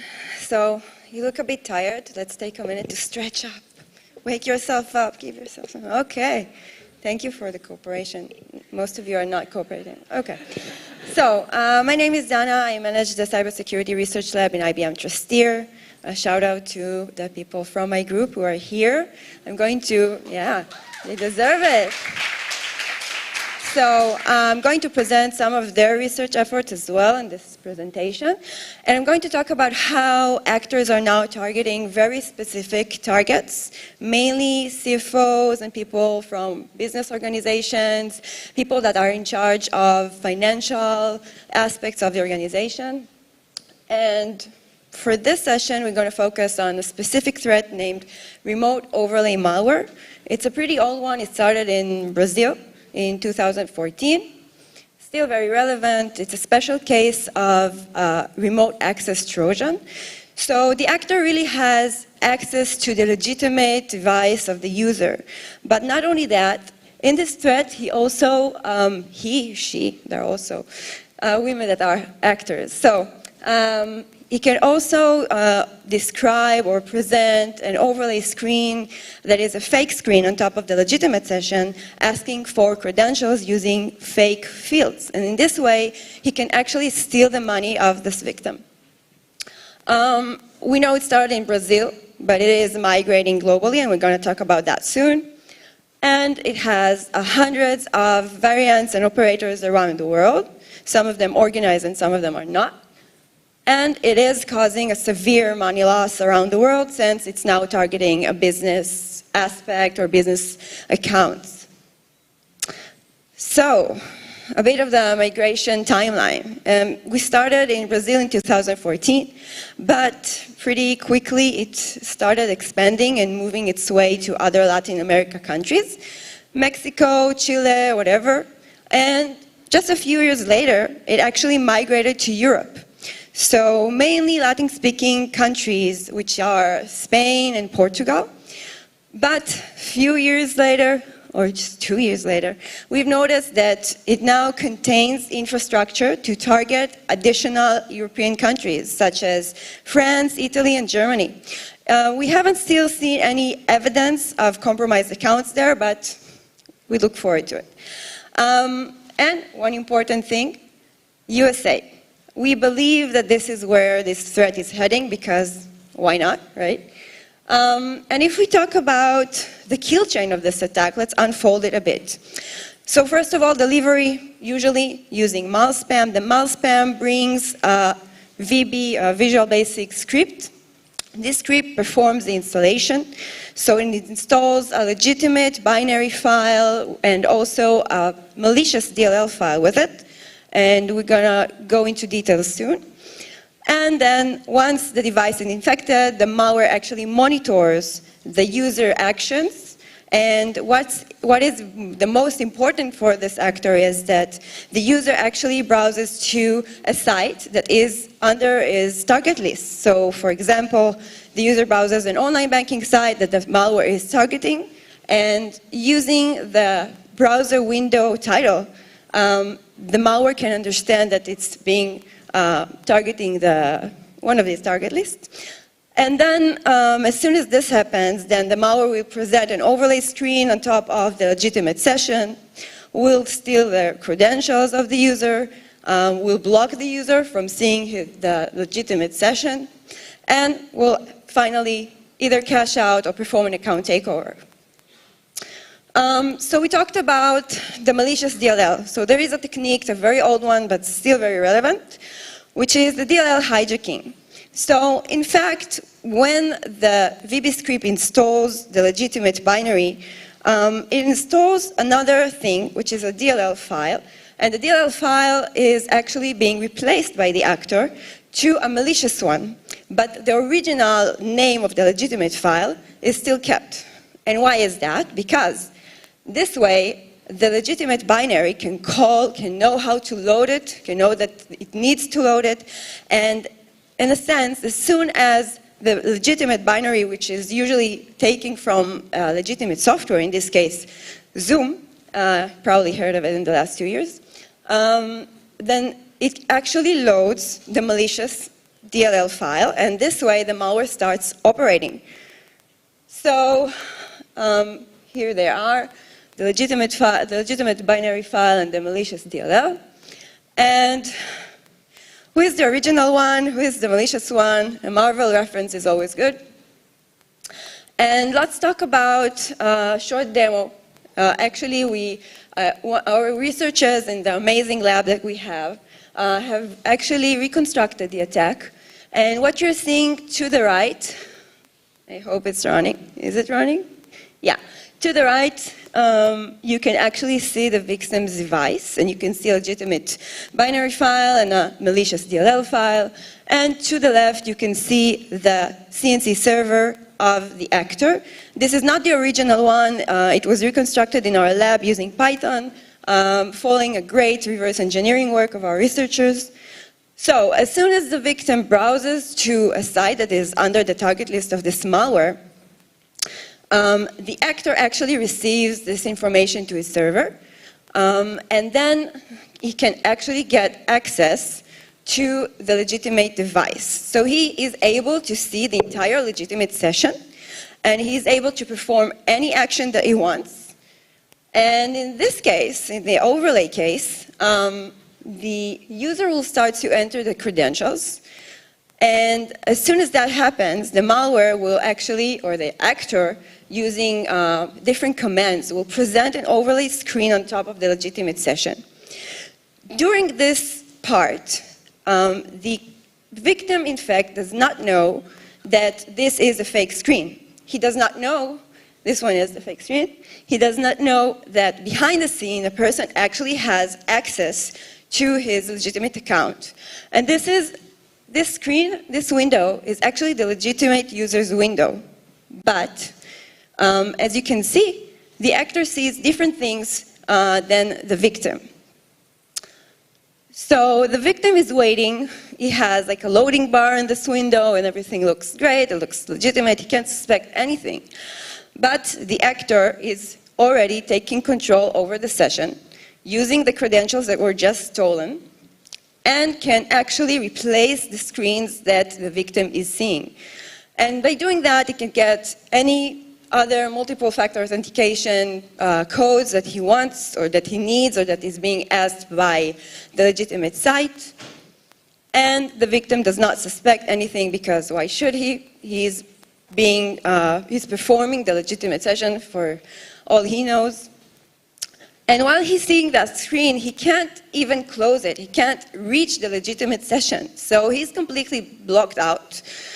And in order to buy some time, they can also start like a chat session. So I know it looks strange, but it buys time because it also blocks the user. So as you can see, a chat window has been opened, and using the commands on the CNC server, the actor will say, "Hi, this is technical support," not very supportive person, but the victim will start to think that this is being done by the site, which is actually a cryptocurrency platform. But this attack is targeting a lot of different institutions, financial institutions mostly, cryptocurrency platforms, online banking, travel insurance, and whatnot, travel agencies. And so these are some of the things that we are doing in our lab, and we're very proud of our teams collaborating together. You've seen one example of attack, but this attack is targeting a lot of institutes. So this is just all the overlay screens that we are, just some of them, yeah? But all of these are only Latin American ones. So it's the tip of the iceberg in terms of what is targeting around the world. So it's a very old threat. Why do we talk about it in 2022? So we have some new findings and some new insights. One of them is that if this threat used to target regular people, normal or random people with retail accounts, then that's no longer the case. So now they also target these people, but they mainly move to targeting business accounts, and not just business accounts, people with access to specific accounts high-valued accounts, okay, because they don't want to target someone and just discover that he has 500 euros in his account. That's a pure waste of their time. This attack is time-consuming because the actor is required to perform actions behind the scene. They want to get paid respectively, and who can blame them?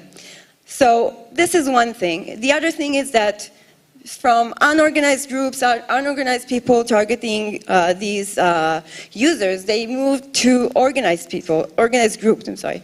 So they're now doing both. We believe that in Europe they are mostly organized because Europe, this is how it usually goes. And we are seeing the global migration, which is from Latin to Europe and so on. And we talked about cherry-picking the CFOs. So we talked about the kill chain of the attack, and we started with delivery. But before the delivery, there is another part, which is the reconnaissance. And to target the relevant people, you must do this step. You cannot overlook it or skip it. So how do you do that? If you're familiar with the MITRE attack techniques, these are the most interesting parts because you can actually go online, Google is your best friend, right? You can go at any search engine you want and start looking for people with interesting roles, right? You can go on company's website and you can go and see who are the people that are handling with money, CEO and CFOs, which is our keyword here, and so on.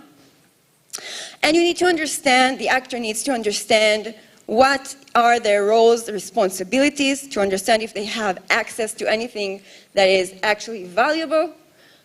And then they start targeting them specifically using spear phishing methods and other techniques. And I'm going to show you a real bad example of overlay, day-to-day overlay. So check out our CEO and founder, who must have founded some things in the past. And then check out our new CFO. I don't know if you can see it because it's a small screen, but that's someone we've talked about today. And if you like these two, you probably would like our new head of growth, which keeps on growing. And yeah, these are the main things that we are seeing these days. And to understand that, it's important to understand that this attack is really hard to detect and mitigate. And the reason is because it is happening using the legitimate device of the user. So it's not all bad. There are things you can do. First of all, we know that threats are migrating from one place to another. So even if one threat or a few threats are currently not targeting your arena or not targeting your organization, it doesn't necessarily mean that they won't target you in the next, I don't know, 1 year, 2 years, it doesn't matter. Stay prepared, know the ever-changing threat landscape around the world, and once you are prepared with one attack, then it will arrive to your organization and you will know how to handle it already in advance. Leverage AI and machine learning models. So it's not just AI, ML, buzzwords, no. This part is really important to be done properly. What does it mean? It means that not only data scientists should be involved in this, there should be a great collaboration between cybersecurity research and the data scientists, and together, working together to provide the best solutions. It brings a lot of value, and we can see it in our lab for sure.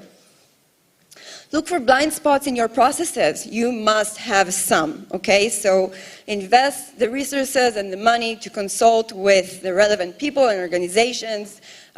Invest time in understanding what gaps you have you should be covering. And also select the best solution that fits to your organization, and of course with reduced cost, because who doesn't want to reduce cost, right? And then Jayson talked about it earlier.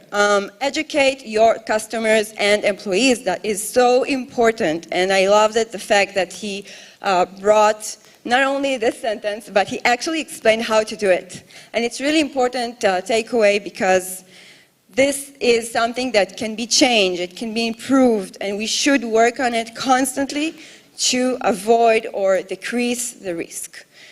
So that's about it for today. I hope you had an interesting session. Thank you.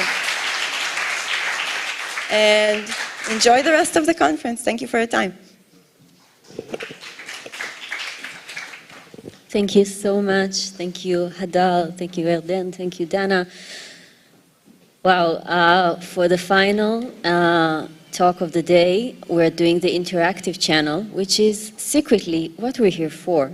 Yuri Rivner from Refine Intelligence is the reason that we are all here, because this is the person that the university had initially reached out to create FraudCon back in 2016, I think.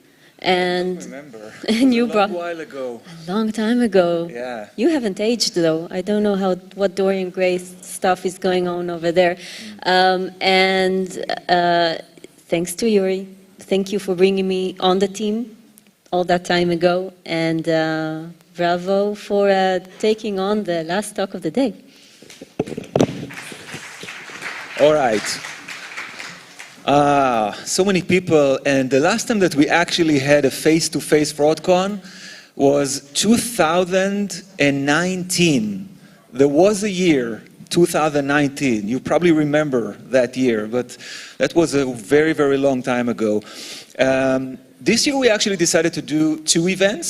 So on Monday we had FraudCon Virtual, which was essentially a series of war stories. Each of these war stories about 20 minutes. Think about like episodes. Anyone that didn't see that, you can still do that. You can actually register to Cyber Week if you haven't done it already, and just go online, look at the broadcast, and you can see the FraudCon link. Just click on it. It's like 3 hours. They're going to make it, they're going to break it in chunks, I think in a matter of weeks, so then you can binge it, but you can just see the whole show. And it's just a matter of looking at so many folks around the world talking about scams, talking about fraud. We had Ray and Graham, doing a piece about the Beirut explosion. Very interesting. If you haven't seen that in the main Cyber Week event, you can also see that on FraudCon. We had Cecile talking about her story. We had folks from Fifth Third Bank talking about scams, Walmart, TikTok, and so many other folks. So that's something that happened on Monday, but you can still watch it. Just go to the Cyber Week page and you can see that. This event was entire, like today, the face-to-face meetup was completely organized by Gilit. So I'd like all of us to clap our hands and say thank you, Gilit. You've done an amazing job in, assembling everyone, bringing all of the international speakers, and thank you for the international speakers coming in. And we're going to conclude with an interactive challenge. So I'm going to explain the rules of engagements here. What I'm going to show you are real-world scenarios. And I'm going to do 3 or 4, kind of depending on... And by the way, Gilit, how many people are new to FraudCon? They haven't been to... Okay, so I think I will do the 4th one if we have time. So we're going to show you real-world scenarios. All of them are totally real, right? We obviously don't show PII and stuff like that, but they're all real. And for each of these scenarios, there will be 3 data points. After each data point, I'm going to ask you to vote, cast a personal vote. Do you think that what I'm showing so far is a genuine case, it's a fraud case, or you can say, I want more information, right? So something like this. Everyone has to vote, and once you voted, let's say after the first data point, you cannot reverse your vote. So let's say that you said, I believe it's genuine, right?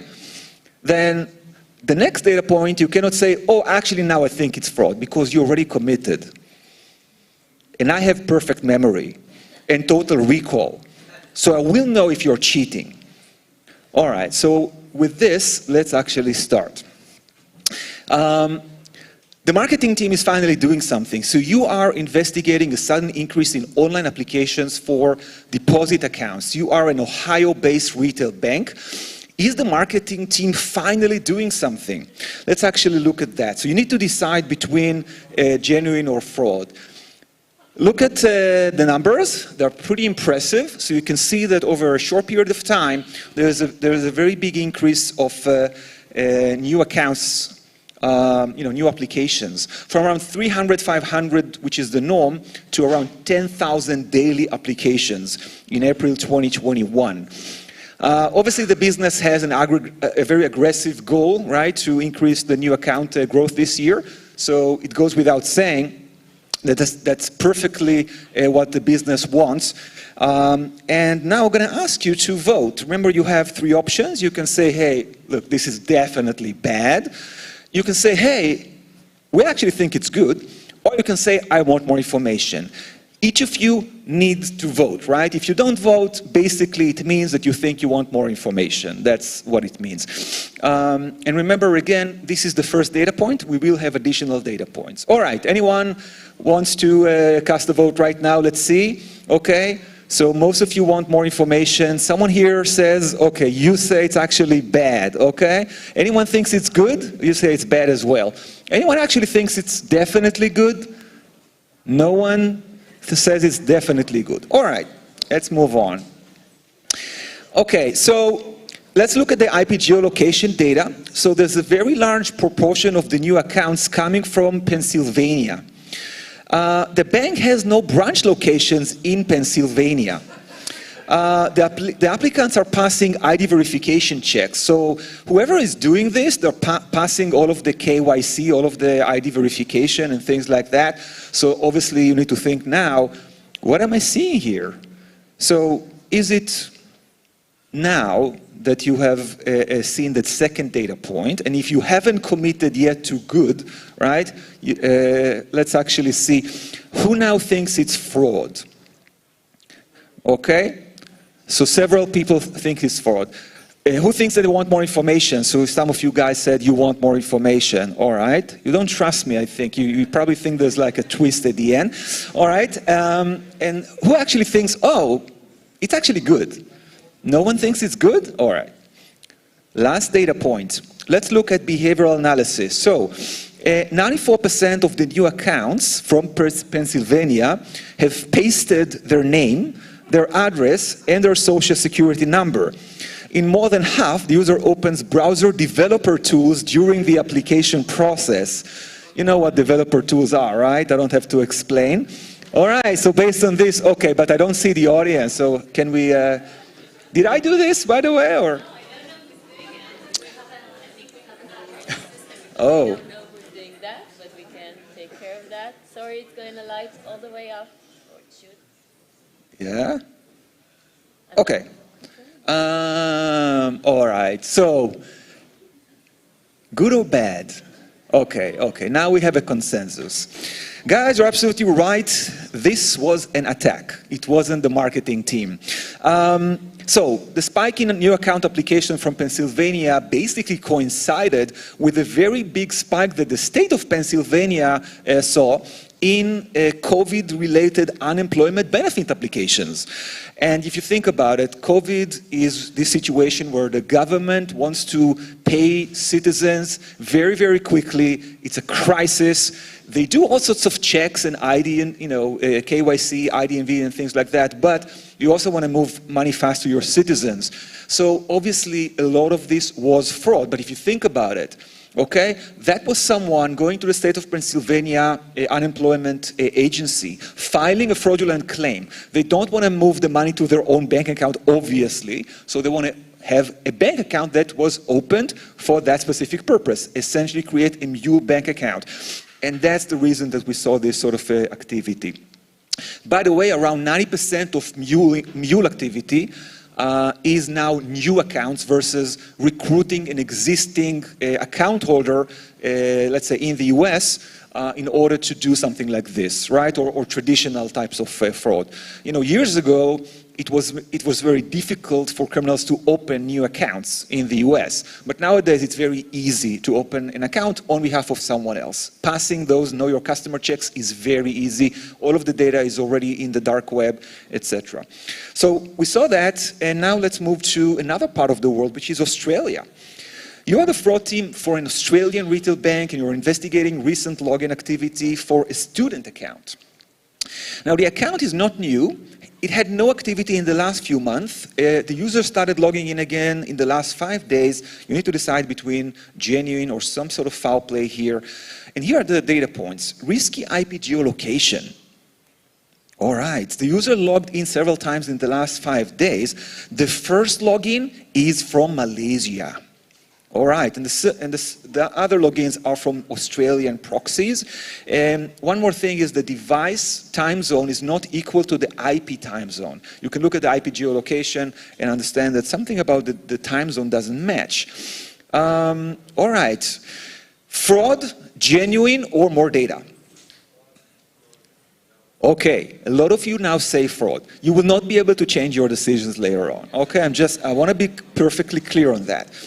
But a lot of you also want more data. You're very prudent. Okay, so data point number 2, the account profile and activity.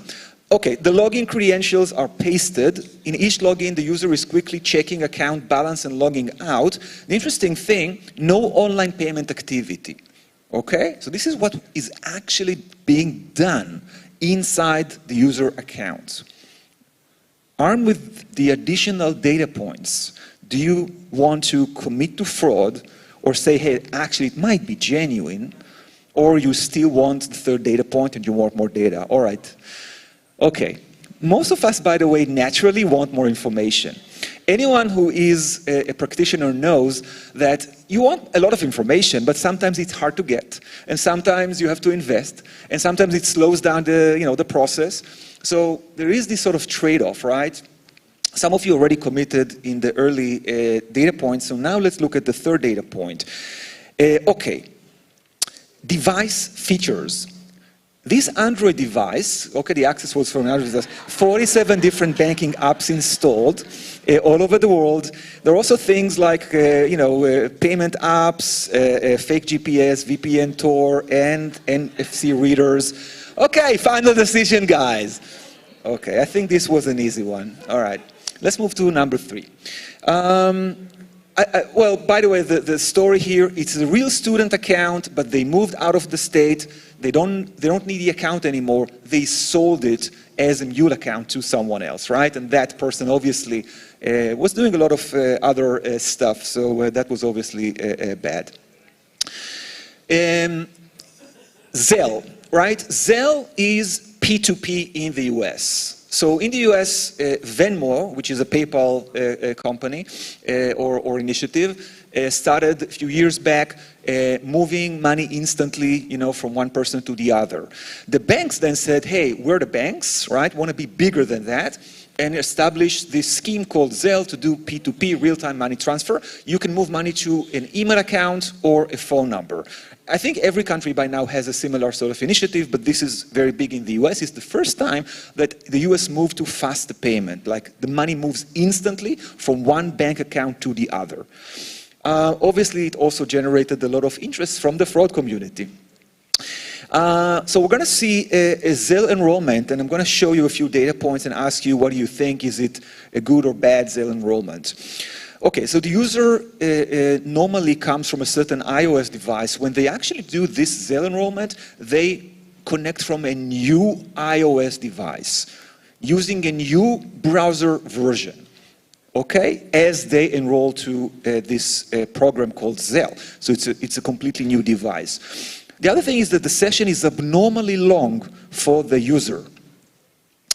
You can see some stats in the background as well. Okay, now that you've seen this, what do you guys think? It's fraud, it's genuine, you want more data? You want more data? Okay, okay. Who thinks it's good? You think it's good? All right. Who thinks it's bad? Definitely. You don't need more data? Okay. A number of people think it's bad. Let's move on. All right, data point number 2. The session flow. User pauses the enrollment to go to the content information page. So they kind of go through the Zelle enrollment and then they go to the content information page. By the way, this is inside the online banking application. While in contact information page, what they do is they update their contact email. They paste information into that page. And after doing that, they continue with the Zelle enrollment, but they then look at the dashboard, go back to the information page again before completing the Zelle enrollment. So if you actually look at their session flow, it kind of goes back and forth between the Zelle and updating their contact details. You've seen what happened before, right? We talked about a new device. Now you have this piece of information. What do you think? Is it definitely good? Anyone thinks it's definitely good? Except for you, I think you actually said it was good. All right. Anyone thinks it's definitely bad? All right. Definitely bad, definitely bad. Definitely bad as well. Anyone else, by the way? Definitely bad? It's your time to beat everyone else because, you want to be quick and correct about it. And let's not forget that. Okay, most of you want more data, and this is the final data point. So let's look at the swipe patterns, right? So looking at what happened before in the prior iOS device, as the user was doing their mobile banking, you can see the swipe patterns on the right-hand side versus the current session with the Zelle enrollment. So as you can see, this is the user moving their finger on the device. To help you understand whether this is normal, not normal, does it look the same, doesn't look the same, I'm going to show you 3 additional users, okay? All of them with the same mobile banking application.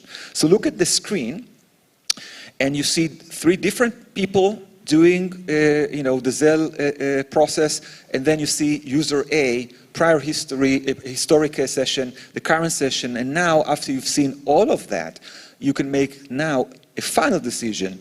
Do you think this is the genuine person enrolling to Zelle, or you think it's a bad guy? Okay, we have some people that say it's genuine. Who else thinks it's genuine? Raise your hands, don't be shy. All right. Some of you actually said it was bad to begin with, and maybe you're kind of debating right now, maybe you want to change your decision. There's no option to have more information, so I'm going to tell you what it is. By the way, anyone wants to kind of explain, anyone that thinks it's definitely good, wants to explain why you think it's definitely good? How about you guys?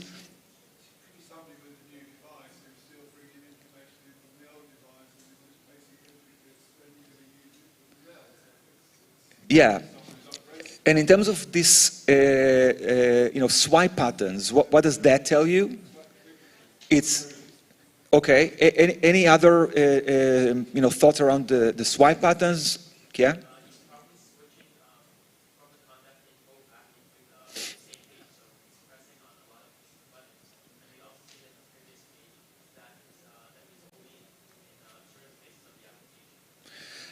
Yeah, so if you look at this, user A, they look pretty much the same. The other users don't look the same. It actually looks like the new device is operated by the same person, essentially. But of course, there's machine learning that tells us that, but visually you can also see that it's very similar. So what's the story? Okay, Graham is right, anyone can just operate from a new device. What's the story with the emails, though?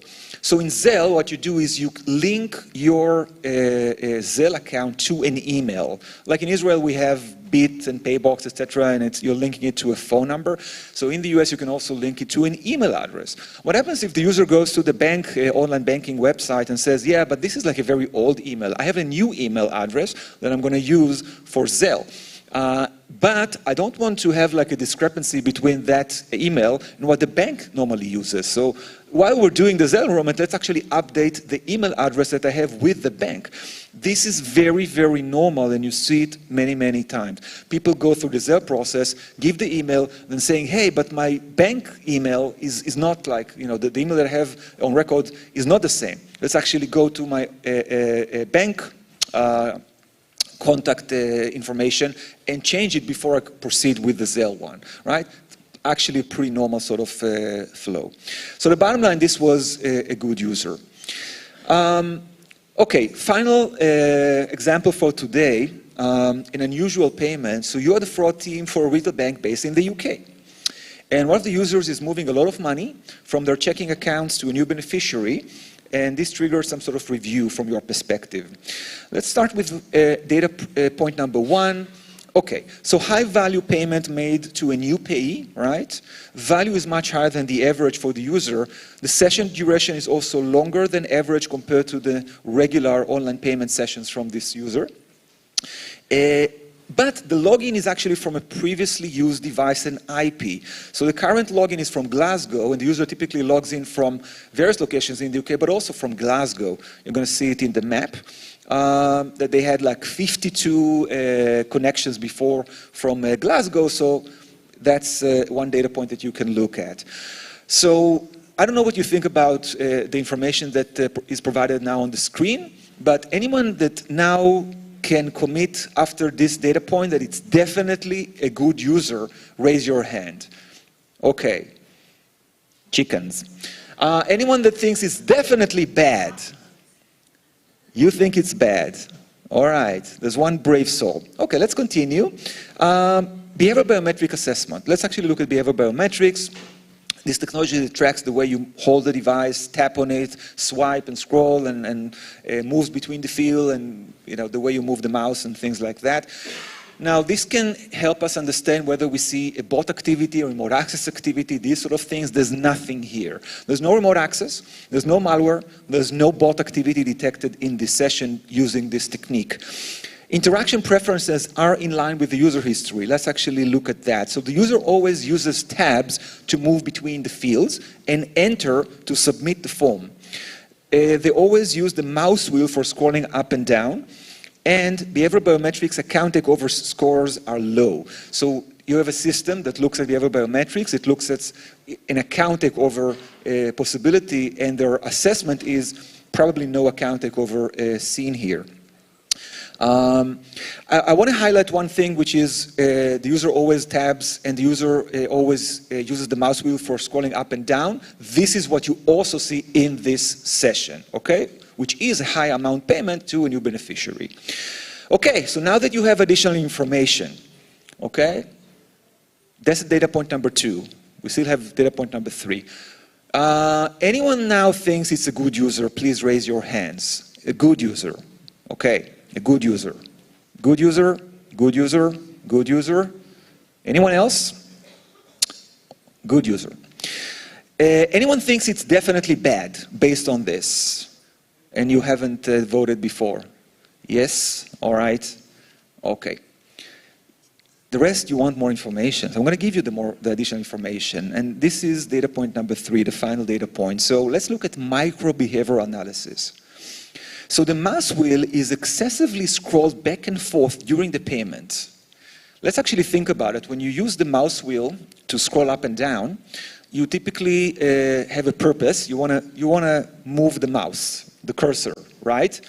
What happens if you are kind of distracted or bored or something, and you basically just move it up, move it down, move it up, move it down like this, okay? You're basically playing with the mouse.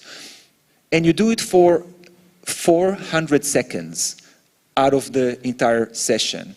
So like a lot of the session is spent just randomly moving the mouse wheel.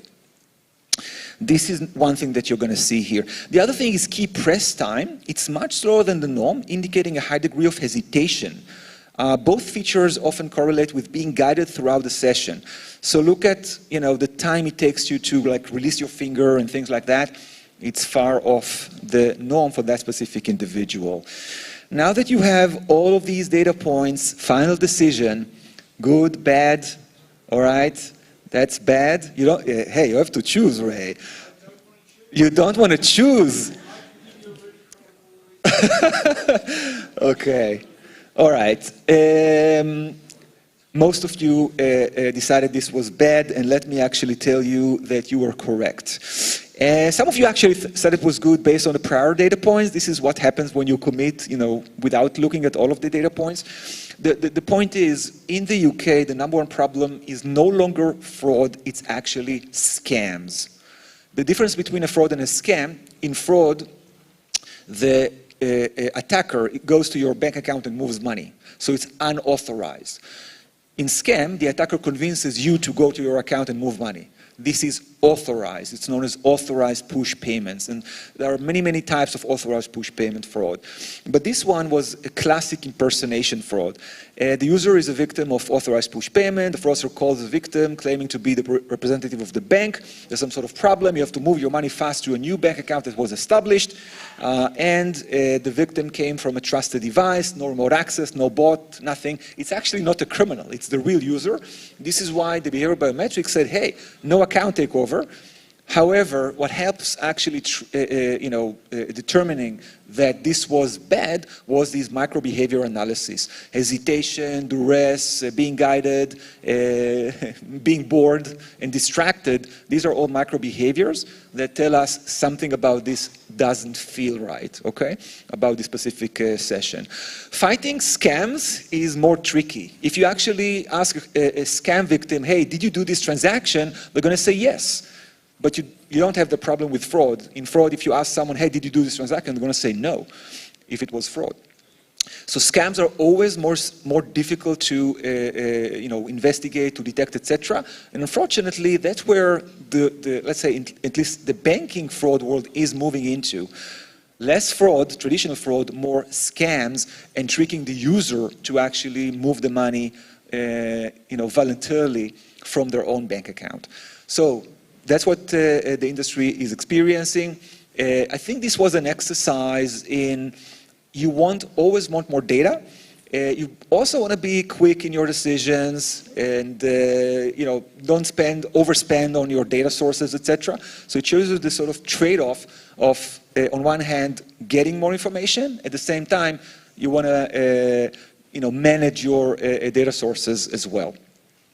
And with this, hey, Gilit, I think we're done. And I hope that everyone enjoyed this event, FraudCon. And thank you for coming. And that's it, guys.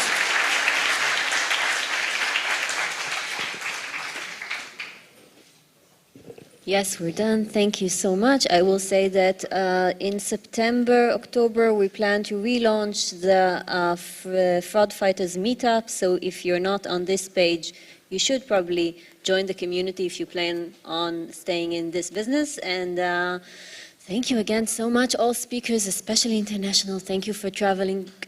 Safe travel going home. And bye.